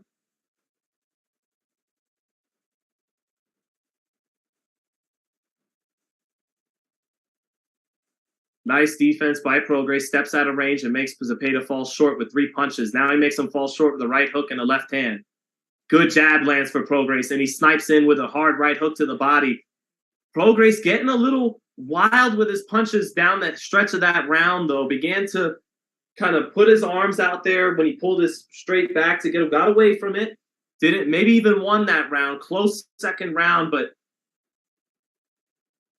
I kind of liked what I started to see from Zepeda down the stretch of that second round. Started to to maybe start to get a handle on Prograis' rhythm a little bit. But Prograis maybe up 2-zip, maybe 1-1. I see this fight right now either even or 2-0 for Regis Prograis. Competitive, technical first 2 rounds right now. Yeah, that was a left hand over the top that land for Regis. Regis probably up 2-zip. Could see 1-1, but could see 2-zip for Regis as well. Definitely not 20-18 Zepeda. Very technical battle of the southpaw jabs in the center of the ring. I think this fight will heat up with the power shots as both guys continue to settle in. All right, round 3, and we begin. Prograis constantly shifting over, shooting the up jab out of the southpaw stance. Ooh, Prograis trying to keep it tight and land a hard right hook out of the, try to close the distance, and he did land the right hook, but Zepeda able to pull his chin back and take a lot of the steam off of it there. But Prograis starting to take some chances there. Prograis stepping in behind his jab, his up jab, stepping it into the body of Zepeda, backing Zepeda up to start the 3rd round. Now Zepeda with 2 up jabs of his own, trying to walk Prograis into it when Prograis steps into range. They're both taking turns on the front foot and on the back foot here. Very technical chess match early on in this fight. Oh, good left hand by Prograis. He timed the jab of Zepeda, shot that left hand over the top of Zepeda's jab with great timing. I talked about the timing of Zepeda before the fight, but that was good timing by Regis Prograis. Prograis with a good jab, knocking Zepeda's head up as he backs him up a little bit there. Zepeda not comfortable with the range, eating left hands now over the top of his jab, and he gets out jabbed as well. Prograis starting to find the mark with significant punches here in round 3. Zepeda with a good right hook or left hook to the body though, but Prograis catching the right hook up top after eating the left to the body. Prograis starting to take more chances here and open up. Good up jab by Prograis. Prograis bringing the fight to Zepeda this round and has hit him with 2 or 3 hard left hands over the top of the jab. Both guys throwing the up jab, but it's Prograis who's been a little more accurate with his up jab, and he's been the first to counter over the up jab. Now Zepeda sticks in a good jab and a nice 1-2 from Zepeda. Prograis getting the right arm up a little bit to block the 1-2, but ate a little bit of it as well. 50 seconds left. Prograis with the edge in this round so far. Prograis, 2 double jabs, but bleeding from his nose is Regis Prograis. That jab making Prograis bleed from the nose.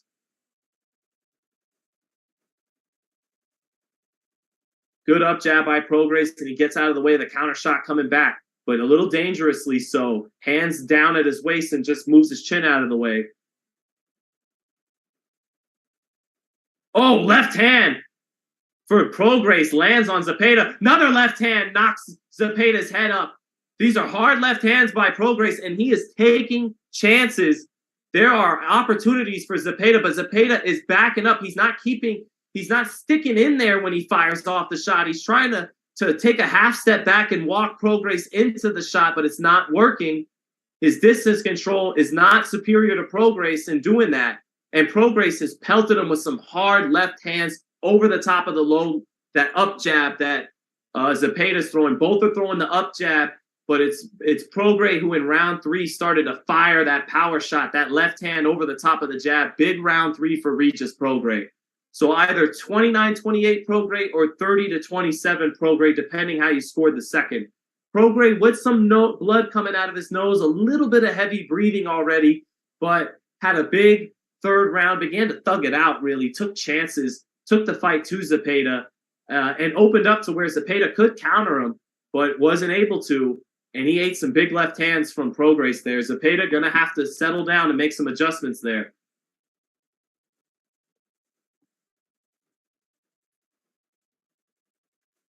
Let's see here.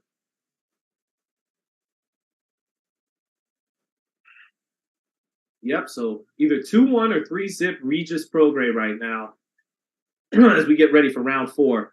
Here we go, round 4, and Zepeda actually, good 2 jabs from Zepeda. And Zepeda keeping his feet a little more planted here. Maybe not going to try and take those little half steps back on the counter shot. Maybe keep his nose in there in close range and take some chances. Prograis short with the right hook. Zepeda stepping over to his right. Prograis trying to counter over the top of that up jab, and Zepeda saw it coming that time. Prograis falling short with 2 jabs to the body. Zepeda trying to figure things out in there. You could see his mind trying to work and figure things out. Prograis more comfortable in the fight. Good double jab from Prograis stepping forward. Good, better head movement, more flexibility by Regis Prograis tonight than Zepeda. Good head movement there, getting underneath the jab by Prograis. Prograis staying in front of Zepeda and making a miss with his head movement. Both guys trading that up jab. Double jab by Zepeda, or double jab by Prograis. He eats a jab. Zepeda in the first minute with a little edge behind his jab. He's been a little more accurate with his jab and hasn't eaten the counters over the top of it yet. Now Prograis gets in a nice right hand, shooting it up from his hip. Another good jab from Prograis. Prograis is the one bringing the fight to Zepeda right now.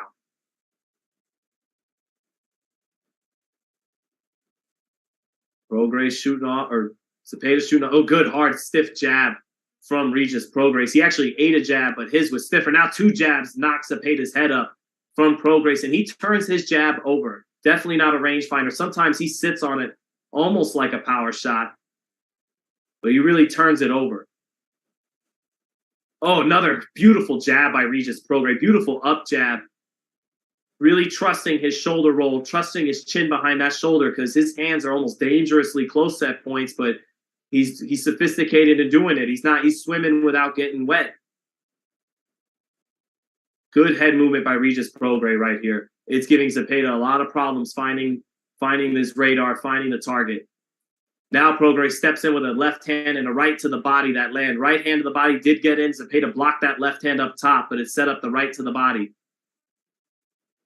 Zepeda starting to look a little unsure of himself. 30 seconds left in the fourth. Prograis about to win this round as well. Prograis' head movement giving him a lot of issues. Prograis moving his head off the line, and it sets up a beautiful left hand. And Zepeda is now bleeding after that left hand from his right side. Beautiful creativity by Prograis here. Prograis doing the things that makes him special. Sometimes it almost looks ugly. Looks like the counter shot's there. Looks like the chin's there. He's opening up, but it's not. The chin gets off the line at the last second, and he zaps you with the power shot. Good defense. Zepeda looking a little weary after that fourth round, and bloody too. Back-to-back decisive rounds for Regis Prograis. Has him in control of this fight after 4 rounds right now. Zepeda struggling with that head movement to find range, to find the radar with Prograis. That athleticism giving him problems. Prograis, meanwhile, very comfortable in there. Very confident and unorthodox kind of defense at times, but it is slick. He is slick in there. And a beautiful up jab. Prograis really turning over that fist on that jab. Not range finding with it too often for the most part. Shooting it up like a pit. Bang, bang. Turning it over. And has out jabbed Zepeda tonight. Zepeda trying to do the up jab. And it's tough to win that up jab battle with the more rangy athletic guy. Oh, Zepeda on the inside making or Prograis on the inside making Zepeda miss by just an inch, and then countering with a huge left-hand bomb here on the replay. Here we go in the 5th round. Zepeda going to need to find some answers in there, because Prograis is very comfortable and very confident, and he's smoking behind that up jab and his head movement. Walking in behind the up jab with increasingly less respect and fear for what Zepeda has back. Beautiful up jab knocks Zepeda's head up again. And the head movement and the rhythm of Prograis is only getting better now.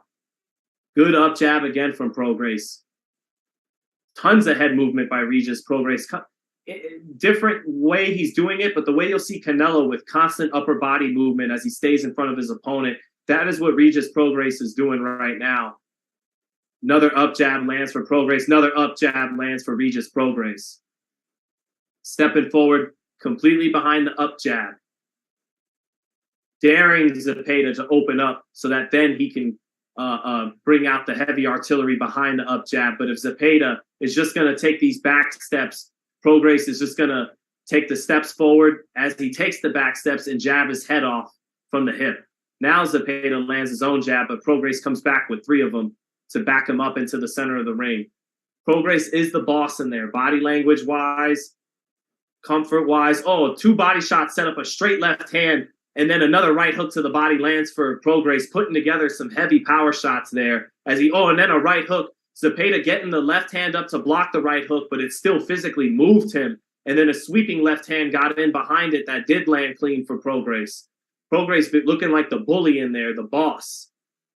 Good up jab again from Prograis, and Zepeda trying to place in those counter shots as he takes his half steps back, but Prograis has been good defensively. Unorthodox, but good. Another up jab landing for Prograis. Zepeda got to make something happen in there, but he can't be accurate. And then a couple of body shots set up a left uppercut for Regis Prograis. Prograis getting his hands up to block a swiping right hook from Zepeda. Now Zepeda with a double jab left hand, all slipped by Prograis. And then Prograis just getting rough on the inside in response with a sweeping right hand to the body and a clubbing left hand up top. Prograis in his bag. 15 seconds left. This has been another Prograis round. Oh, nice counter shot by Zepeda. Zepeda with a counter right hook and a left hand, but that pissed Prograis off as Prograis comes right back with a wild left hand down the pipe that nailed him. Prograis almost responding with anger to those 2 sharp counters by Zepeda. Motherfucker, don't hit me, bang! Kind of like that. But yeah, 5-0 or 4-1. Regis Prograis through 5. Depending on how you scored that second round, it could be 49-46 or it could be a clean sweep 5-0 for Regis Prograis.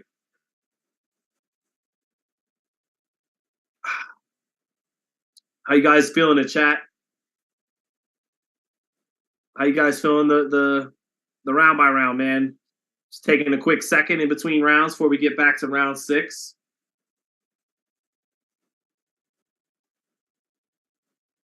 Yep, some Vaseline being applied to Zepeda's right eye. He is cut above the right eye now. It's got to be from one of those left hands.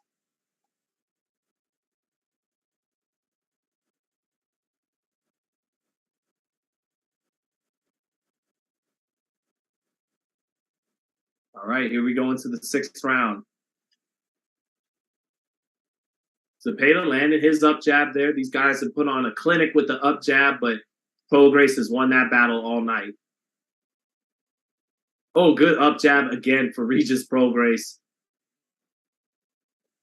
And turning it over with some bad intentions at times. That up jab, tons of upper body movement from Regis, and then back on the up jab to set up the offense. Oh, left hand gets in through the center for Regis Prograis off the up jab. Good head movement and defense by Prograis. Prograis at times bringing the hands up at the last second to catch, and then other times slipping underneath, showing both aspects of defense, catching and parrying and moving the head. Constant head movement by Regis Prograis. It's been a very good performance for him tonight. Beautiful up jab again for Regis. Zepeda can't find the mark. He just can't find the mark. That constant head movement is just messing with his radar. Can't find the target. Can't find this moving target. Prograis has been good not to just keep dipping to one side. He doesn't just keep doing one defensive move over and over again. He's done 3 or 4 different ones, moves his head off to the left, move his head off to the right, his slip down. He'll bring up the left and the right hand to catch. So he's moved his head both directions to where Zepeda can't just get a grip on, okay, I know his head's going to move to the right and dip to the right when he throws the up jab. No, sometimes his head dips to the right when he throws the up jab, sometimes it dips to the left. And he's unorthodox in his counters once you open up in the exchange, and they're kind of sloppy and clubbing shots. It's unorthodox. Zepeda just looking a little lost at sea at long range here. Prograis stepping to him, working behind the up jab, more of the same, in control of the 6th round with 50 seconds left. Not yet to get off any too many clean power shots here for Prograis, but he's been busting him up with the up jab to the body and to the head and walking him down. Zepeda weary in there.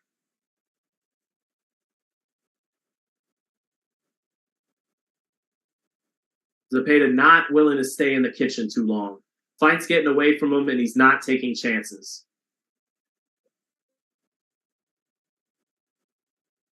Nice right hook by Zepeda, beautifully thrown, but guess what? It hit nothing but air because great defense and head movement by Regis Prograis there. At times, Zepeda is shooting off short, quick, nicely thrown punches, but the head movement of Prograis has been too much for him.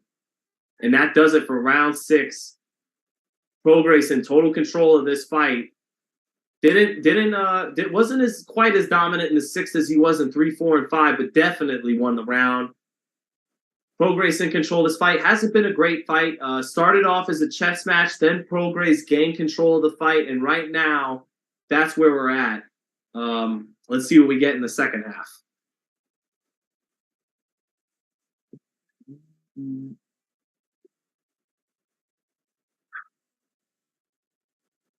From what I see, Teofimo could beat Prograis.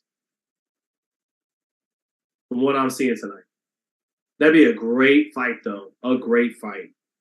And that's a tough fight for Teo because this guy is very dangerous. He can punch hard.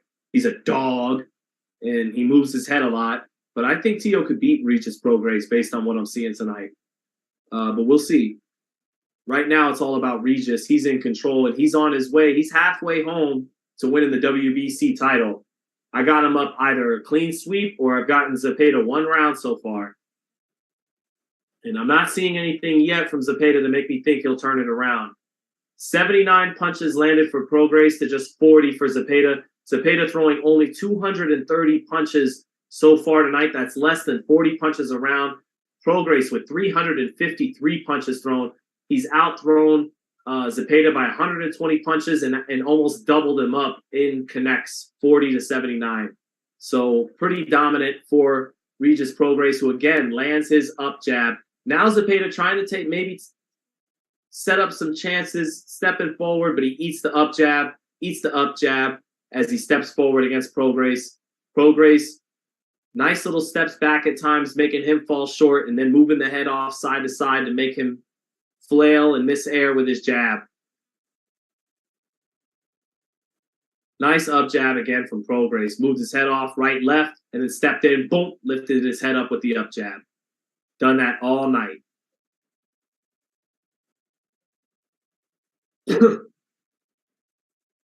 Zepeda, jab, sweeps the left hand to the body, brings the right hook up top, all defensively outmaneuvered by Prograis there. So it's just a frustrating night for Zepeda. At times, he shot off good shots, and they haven't found the mark. Up jab lands again for Prograis.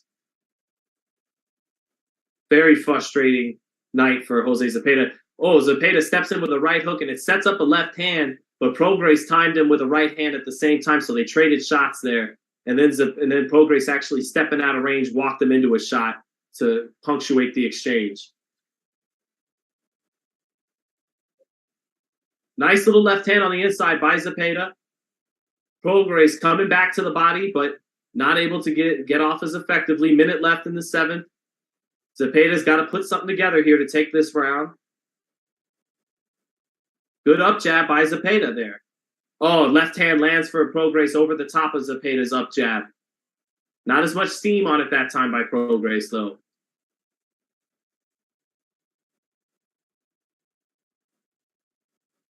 Good up jab by Prograis again. He's completely out jabbed Zepeda once more in this round, though. So even though it's not as lopsided as some of the other rounds, Prograis still winning this round. That up jab has just been accurate.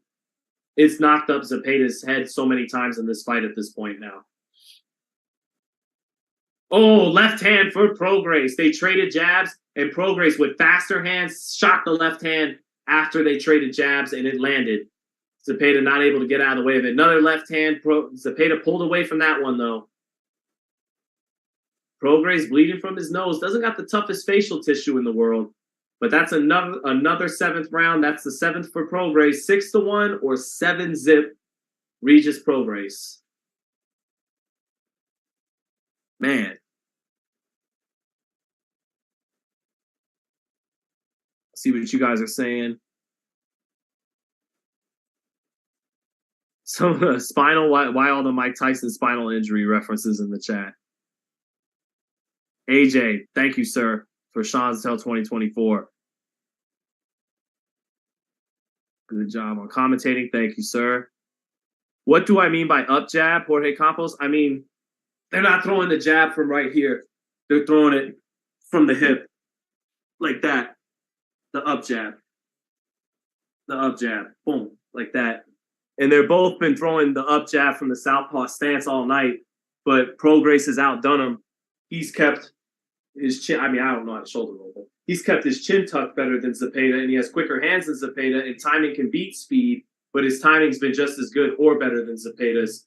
So he's won the bat. That's where it starts with the jab, and it started there. He won the battle of the up jabs. They both fight with the up jab of the southpaw stance, and he took it from there and built on it from there and took control of the fight. And that's why we're in the 8th round and he's in control of the fight right now. So, and Zepeda has landed his up jab too, but he's been outdone 3 or 4 to 1 by Prograis. And then every now and then Prograis and Zepeda hasn't had the hand speed to pull this off against the constant head movement and kind of athleticism of Prograis, the reflexes of Prograis. He hasn't been able to shoot his counter power left hand over the top of that up jab, which is what you want to do.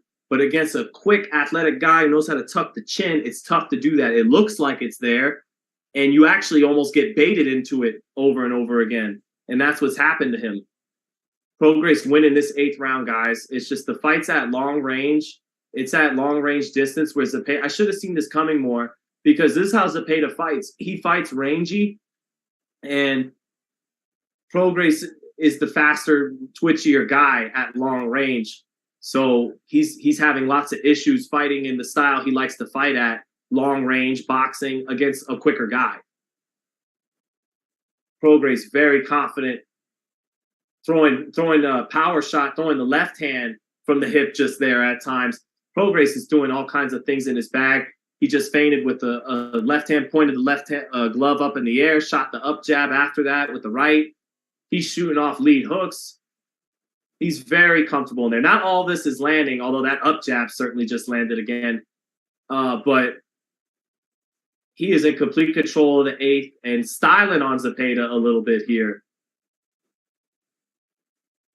Oh, again, beautiful job by Prograis. Very unorthodox. He shot the double jab and then just kept that chin there to block the counter coming back, and then shot the punches from his hip and shot off the left hand and then shot off the right hook after that. At times he's doing things that looks inviting, like, man, you can't shoot those power shots off from your hip after making a miss. You're going to get countered. But then those reflexes, that little head movement he's got, it gets him out of the way in the last second. It's talented stuff by Regis Prograis. Now, I was mentioning Tio early. Tio is much twitchier and much more athletic than Jose Zepeda. And that's why I'm interested to see if Regis could do this with Tio, because Tio's going to have the hand speed and the reflexes to match Regis, but he's smaller, moving up from 35.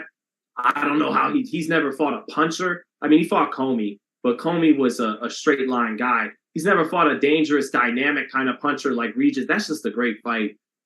Dan Tan said, "What's up, Ashton Kutcher?" Thank you, sir. That 8th round, by the way, of course, was another Regis Prograis fight. Mauricio Personal says, "Are you sure you're not biased because we are listening to 2 different podcasts? I don't know who to believe." Mauricio, what's the other commentary you're listening to? This has been a pretty one-sided fight for Regis Prograis. It hasn't been hard to call, to be real.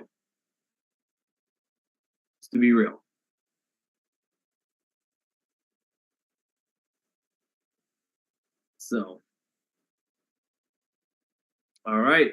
Round 9 getting started here. Yeah, but he got twitched by Kambosos. Indeed he did, but had an awful night. I think he's better than what he showed that night. All right, back to round 9. Beautiful start for Prograis. They trade the up jabs. Prograis gets it in, and then he shoots the left hand over the top of that low right of Zepeda, and then he actually dug a right hook to the body to get this round started.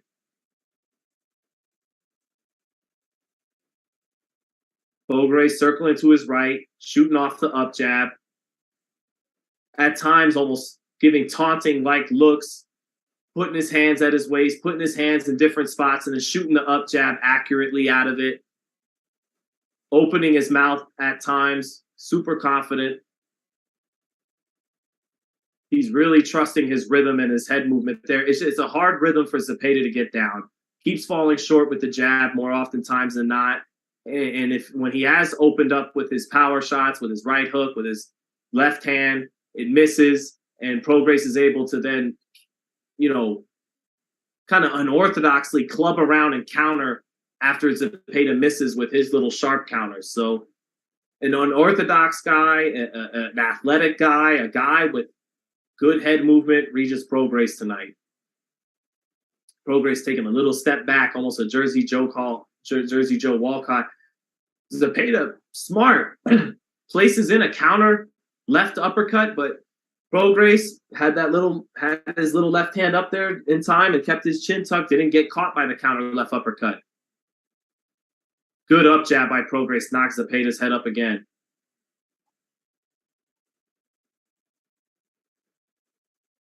Center ring, Zepeda shooting the up jab again, shooting the jab again. Prograis getting underneath it, steps forward. They trade up jabs there. Zepeda stepping out of range, it's Zepeda stepping straight back, eats a left hand. And yeah, him stepping out of range allows him to take some of the steam off of that left hand, but it scores clean. And he's given up on staying in range to come back with a counter. So another left hand over the top hits a frustrated Zepeda. Zepeda hit with another left hand. Prograis has him on the ropes. Right hook to the body, sweeping left hand lands. Zepeda, Prograis smelling blood, literally and figuratively. 30 seconds left in the round. Zepeda gets it back to the center of the ring, but his body language looked like he began to give a little bit.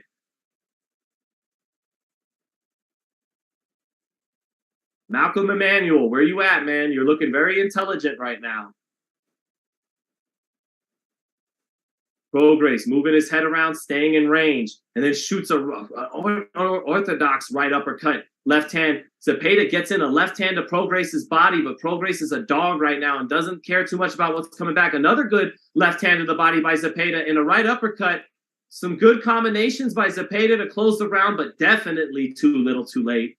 Another round for Regis Prograis.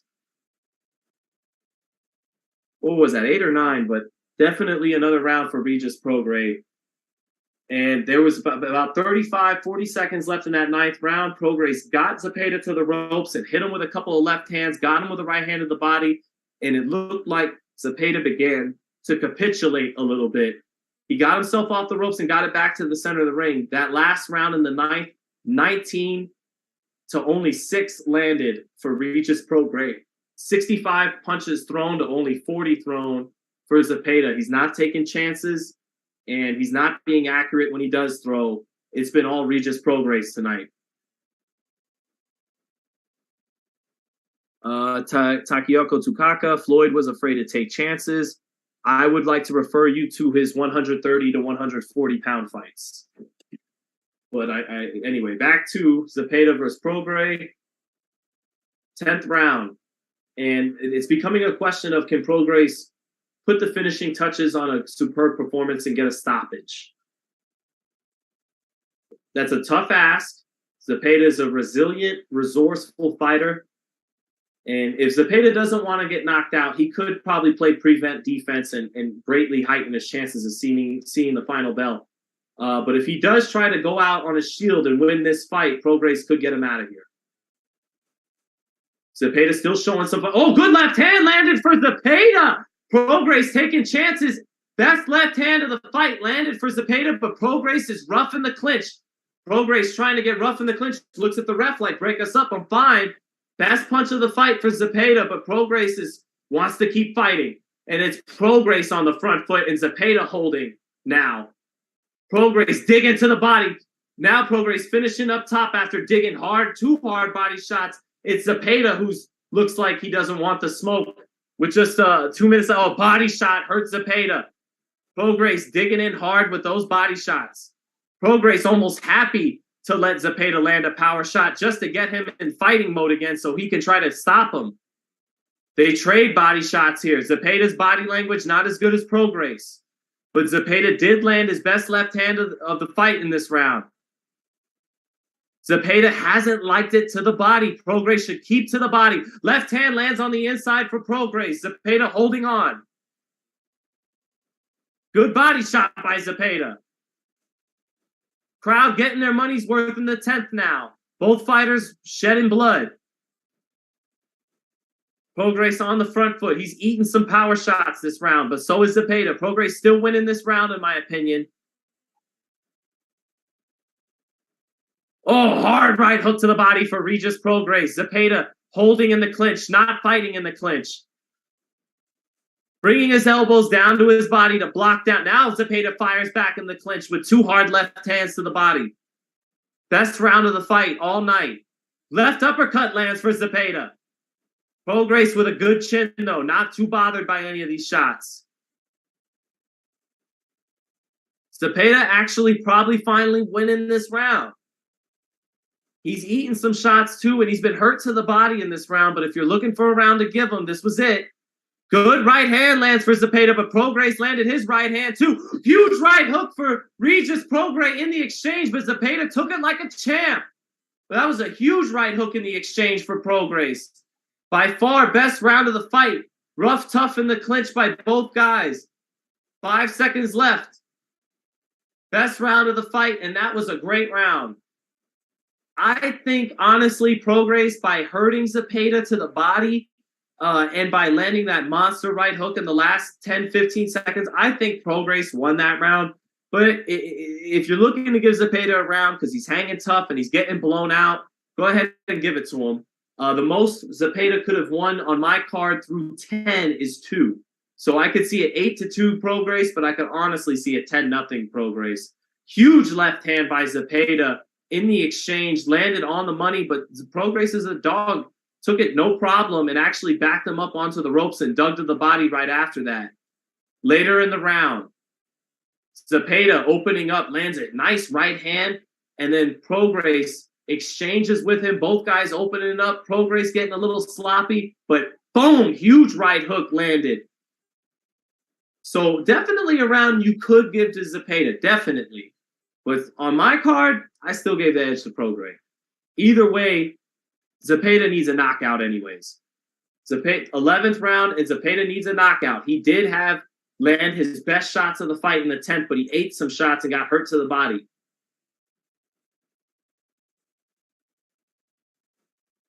Back to the up jab for both fighters. That's where it started. Prograis. Oh, good up jab by Prograis.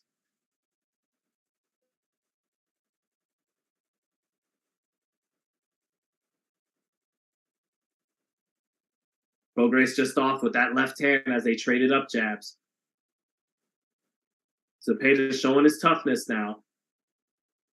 Still standing, holding up to some big shots from a big punch. Huge left hand for Regis Prograis. Good chin by Zepeda, but he's hurt. And another left hand hurts Zepeda on the ropes. He's hurt on the ropes. He's hurt on the ropes. Huge combination, drops Zepeda, and the ref's going to stop it right there. That's it. It's an 11th round stoppage. What a barrage. What a combination. That's being a finisher for Regis Prograis. He was on his way to a lopsided decision win, but that's being a finisher for Regis Prograis. Beautiful job being a finisher in round 11. He's going back and forth talking to the people in the crowd, but he should pay no mind to them because he put on a sensational performance and he closed the show. Zepeda did not see the final bell. It was a left hand over the top. It landed a number of times over that low left. They traded up jabs over all night, but it was Prograis who kept crashing a monster left hand over the top of the low right lead hand of Zepeda. Quicker hands, better. He was just a better fighter all around tonight. Better on the outside, better with the jab, better with the defense, better in the exchanges, and he punched harder than him too. And left hand started it, and then It was a beautiful combination punching, beautiful job being a finisher by Prograis, and it was the left hands that crumpled Zepeda to the canvas.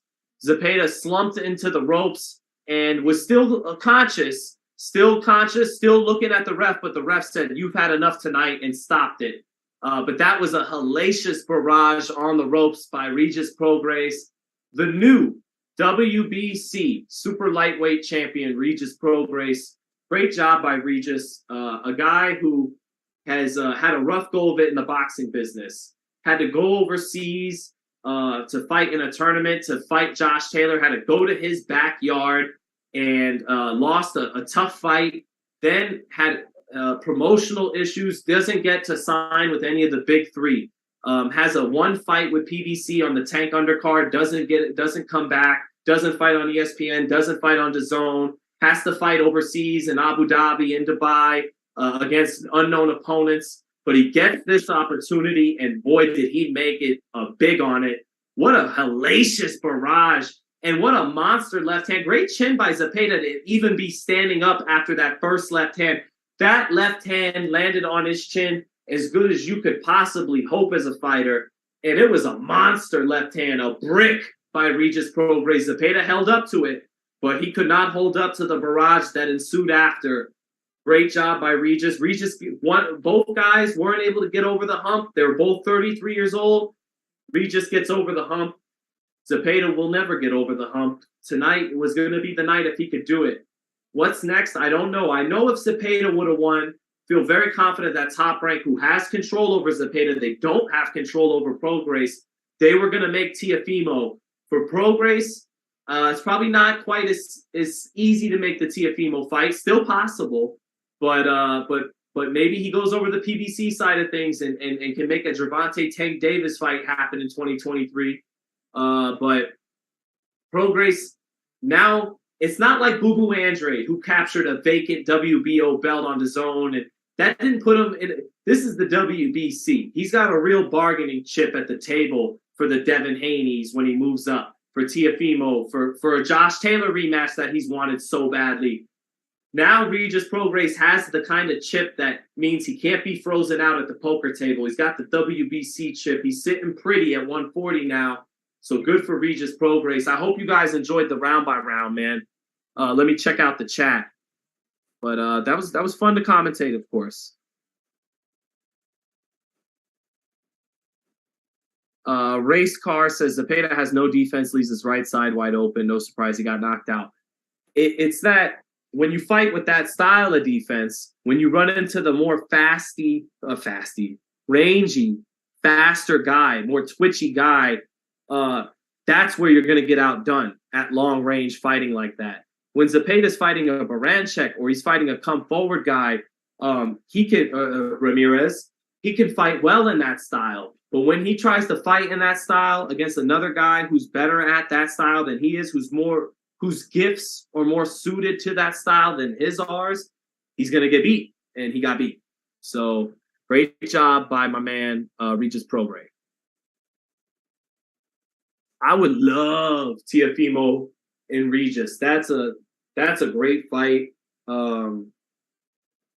Two guys with exceptional head movement and great personalities. That press conference would be fire. That fight would be fire. Teofimo and Prograis might be the best fight to be made at 140 right now. It's a great fight. I love that fight. That's a tremendous fight. And Haney moving up to 140 against Prograis is a tremendous fight. I favor both of the young guns over the tough vet who finally got his belt tonight, and it's his night, and he got the glamour belt, the WBC. I still give the edge to the young guns, Devin and Teo, if they fight this guy. And one of them inevitably probably will, because when you've got that pretty green chip, that's who the superstars of the sport want to fight for. That's the belt they typically like to fight for. So Prograis not only winning the fight tonight, but sets himself up for some big money in his career now. Good for Regis. Good dude. But what you guys think, man? What did you guys think of the fight? Do we got Teo or do we got Regis, if that's what we get next? Because Tio is slated to face Sandor Martin. He beats Sandor Martin. He's this man's mandatory, and that's the fight we would get. So I give the edge to Tio, man. But he cannot show up like he did against Kambosos. If he shows up like he did against Kambosos, this guy might very well stop him. And he'll dog him out. Regis is a dog. If Tio is still mentally not, if there's any mental weakness in Teofimo, then Regis will exploit that in their fight. But I haven't sold my Teofimo chips despite the Kambosos loss. After round 2 and 3 against Campa, when he settled down and began to get comfortable in the ring again, I really liked what I saw. And let's see what we got against Sandor Martin. But I still think Teofimo's what we would call a generational talent. And even though Regis is bigger than him and is a dog and can punch hard and his head movement tonight was pretty exceptional, I still give the edge to the young phenom, to the young thoroughbred. Just the edge. Would love that fight. Malcolm Emanuel, my man.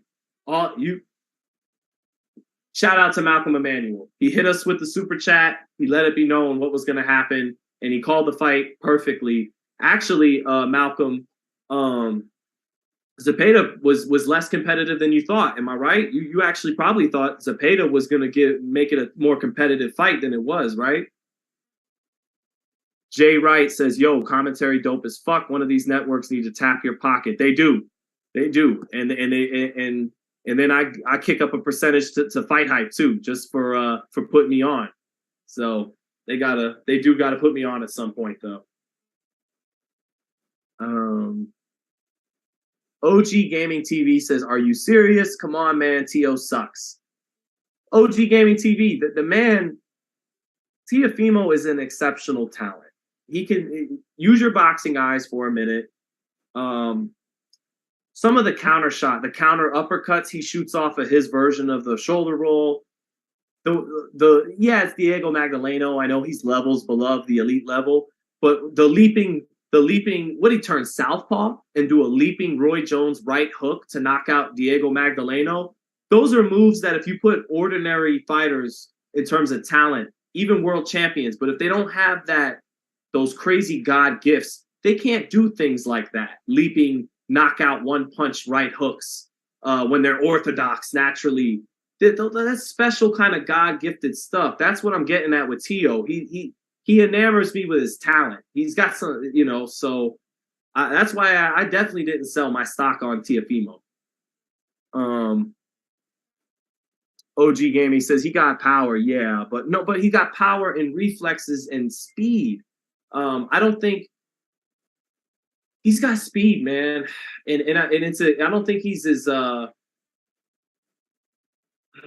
it's a different kind of speed than what Tank and Devin Haney has. Like Zab Judah, and when Zab fought Floyd, it was two different kinds of speed at play here. It's hard to explain. Same with when Manny and Floyd fought. Floyd and Devin have this beautiful straight line speed, single shot speed. Ping! They got that. You're not going to beat them with single shot speed. But Manny could get them flowing, 4, 5, and 6 together. Amir Khan, Tio can, doop, doop, doop. He could put 3 or 4. Maybe he's a little bit more natural with the speed on the combination punching than Devin or Shakur. But the single shot speed, they got him beat. But Tio, my point is he's quick, and he doesn't just have power. He has reflexes, athleticism, and quickness too. Appreciate you, OG Gaming, keeping that open mind. Not just saying fuck what you're talking about. Lashana Harris, thank you all night. Gustavo, my man, always rocking with me. Thank you. Daniel Villafuerte, thank you, brother. Sonia, thank you, Sonia. Always in the chat. Thank you, Sonia. So, KH, disagree. Prograis beats Teofimo now. I totally fine with that too. And I think Prograis probably would have beaten the Tio that fought Campa. A Tio getting his feet wet at 140, still shaking off the demons from the Lomachenko fight. But I think Tio, after the Sandor Martin fight, is going to be ready. is going to be ready for prime time again for a marquee opponent. And if it's let's see, you know, join me for the round by round that night from the Garden. Join me for the round by round. I'll call T.O.'s fight, and let's see what he gives us. But I'm expecting. I looked at T.O. as having a 3-point plan at 140. Campo was 0.1. And I look for Martin to be 0.2 and for him to be fully restored after this Martin fight. The demons behind him and clicking on all cylinders again. And then let's get that Prograis fight.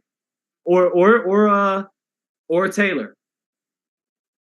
Jesus Kamal Paz, are you a rocker?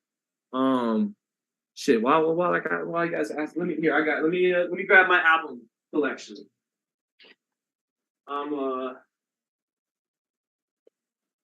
I'm not a rocker per se, but I do, of course, know my classic rock.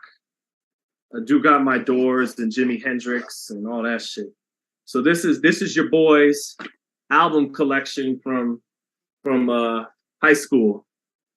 And it's Big Pun, Doggy Style, Muddy Waters by Redman. I'm not gonna go through the whole album, obviously, but just to give you an idea of what.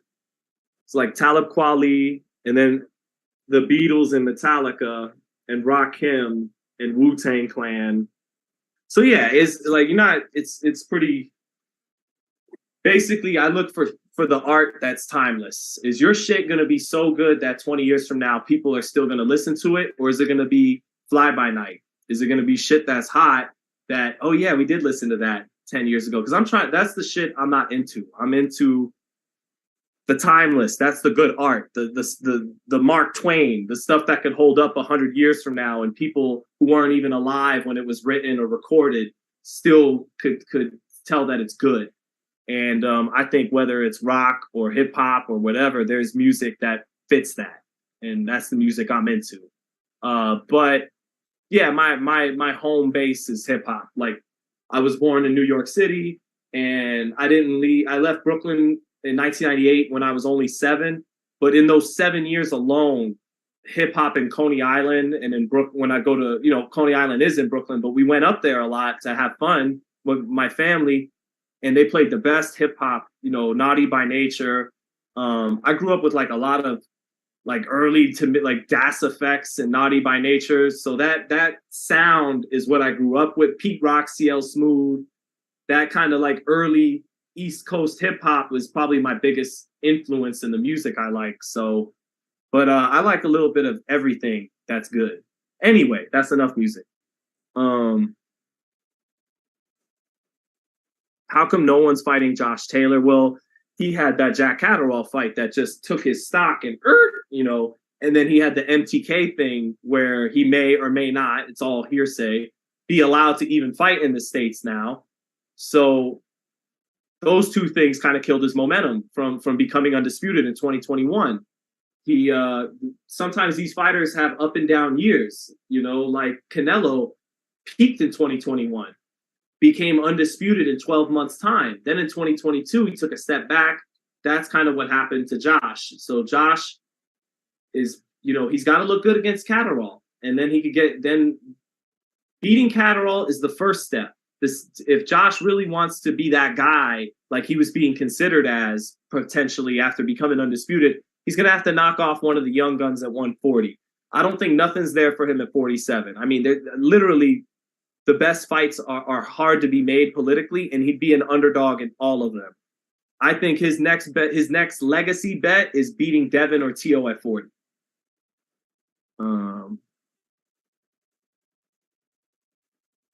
Yeah. Lion Legacy says you kind of remind me of Carlos Monzon.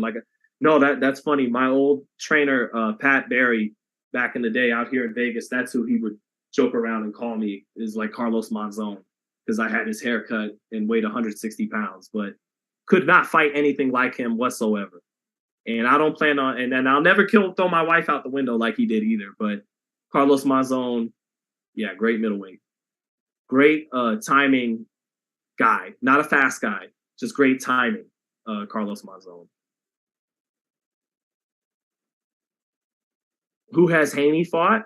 Solid vets in Gamboa, Diaz, and Linares.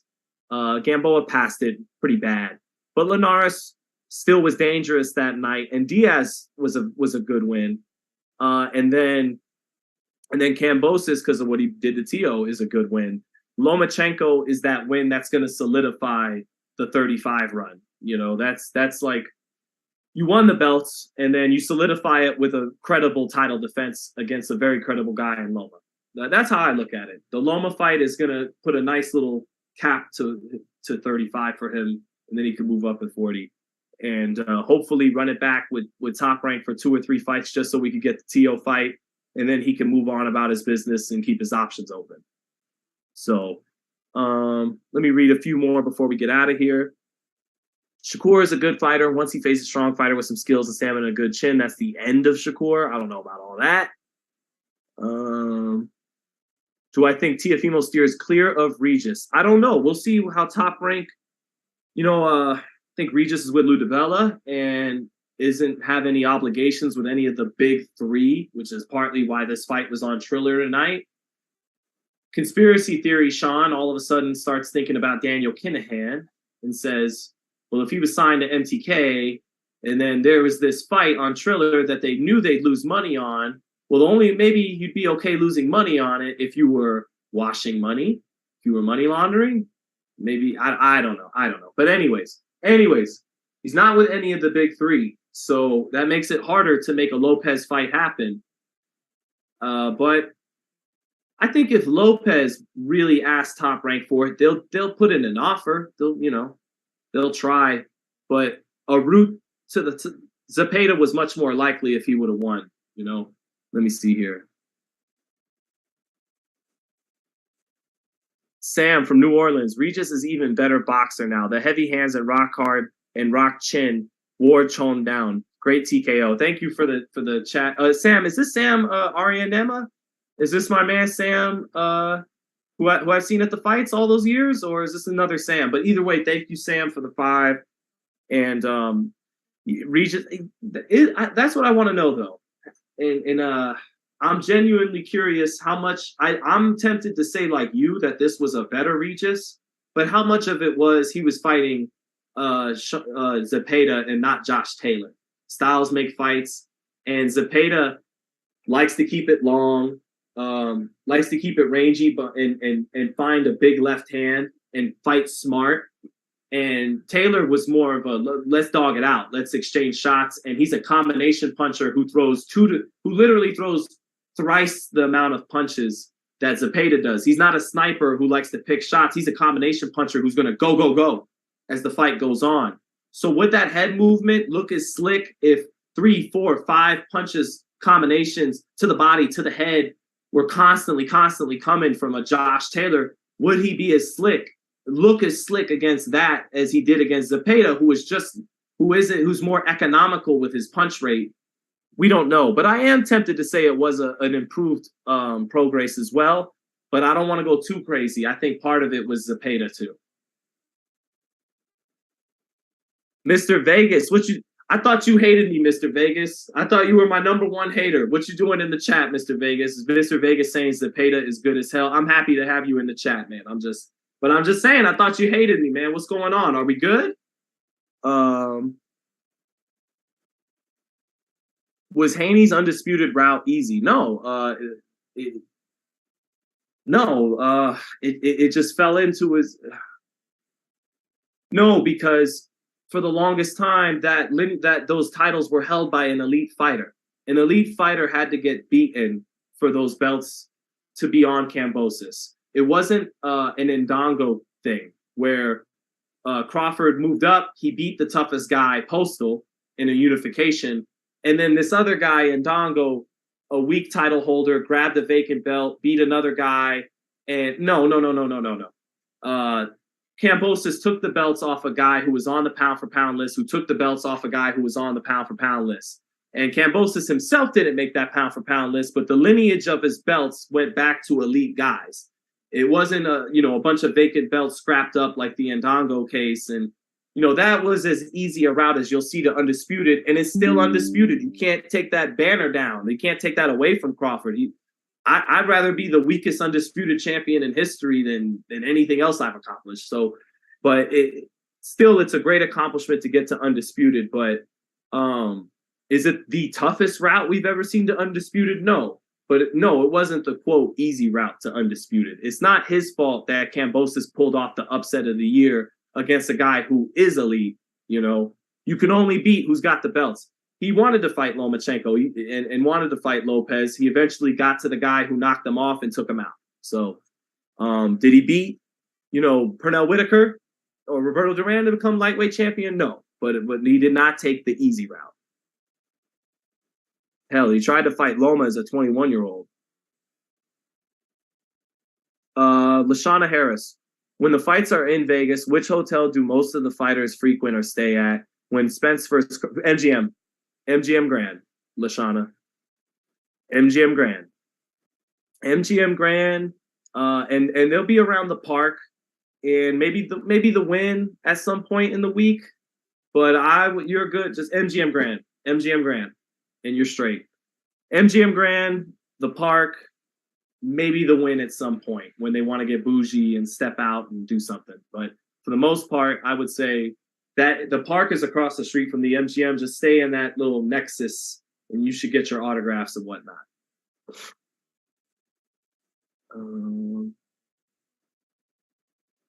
Oh no, Mr. Vegas said, I miss you, man. Oh, it's a 1-8. Oh, it's all love then. Thank you, man. I did hate you until I never seen you again. Now I miss you. I appreciate the honesty, man.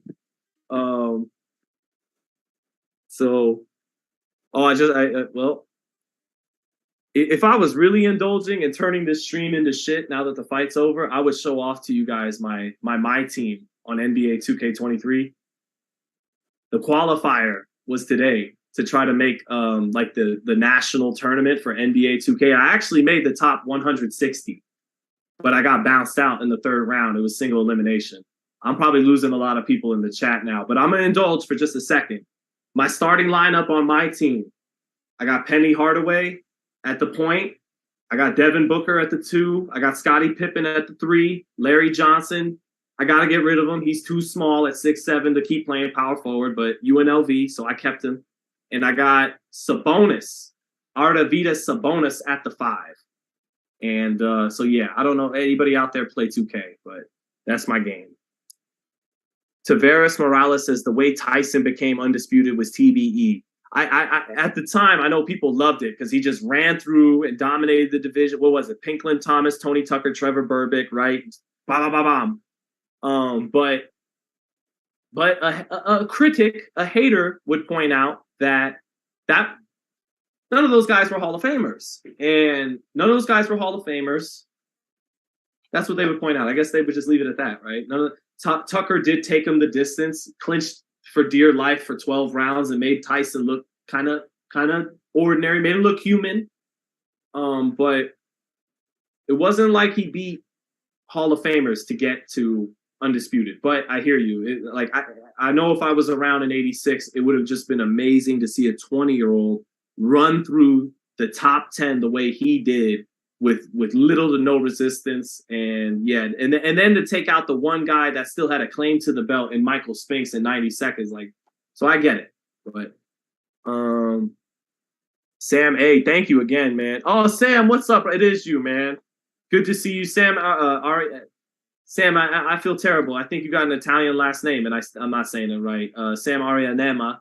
Or is it French? I know you're down there. Are you like the Creole French, Sam? But yes, it's me. Are you going to the Chocolatito fight next week? I might go. My boy KO Tickets is there. Is that Jim Boone, Sam? I know that's your man over there.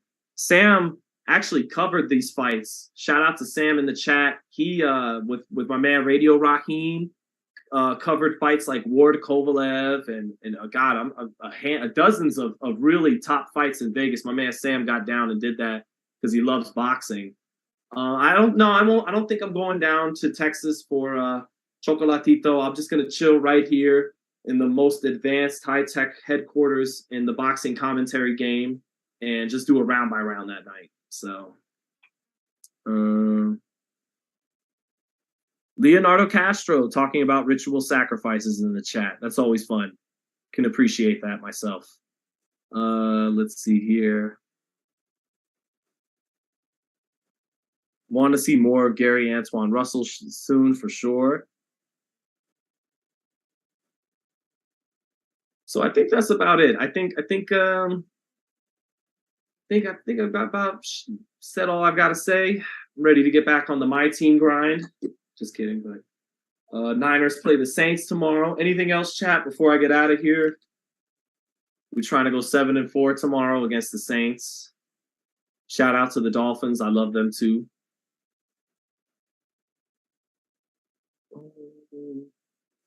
Tank knocks Shakur out from Nathan Cano. Is it true they're looking for Shakur in Atlanta? I didn't hear nothing about that. Yeah, I didn't hear nothing about that. But that's it, man. That's it. That's all. Thank you, everyone, for rocking with me. Had a lot of fun. All the regulars in the chat, please join me again. I know we'll hey, I don't mean to be a dick, but I know a lot of you ain't trying to spend $80 on Crawford Avanesian, so just listen to the round by round for free. You know, I mean, ideally you order the fight, you plop down the money, you support Bud, and you order the fight. But for those of you who weren't going to anyways, just get us right here on the round by round. So had a lot of fun with you guys always. Thank you, Daniel, again. Hope everyone enjoyed the live round by round, and we'll be back for Chocolatito. We'll be back for Terrence, and we'll be back for Tio. And I'm sure, I'm not done though. I will be actually live ringside for Frank Martin, Michelle Rivera, December 17th, a week before Christmas here in Las Vegas to close out the year. So I will be live ringside for that, not at the office, but that about does it. Thank you, everybody, for rocking with me, and have a great night. Thank you. And the new Regis Prograis.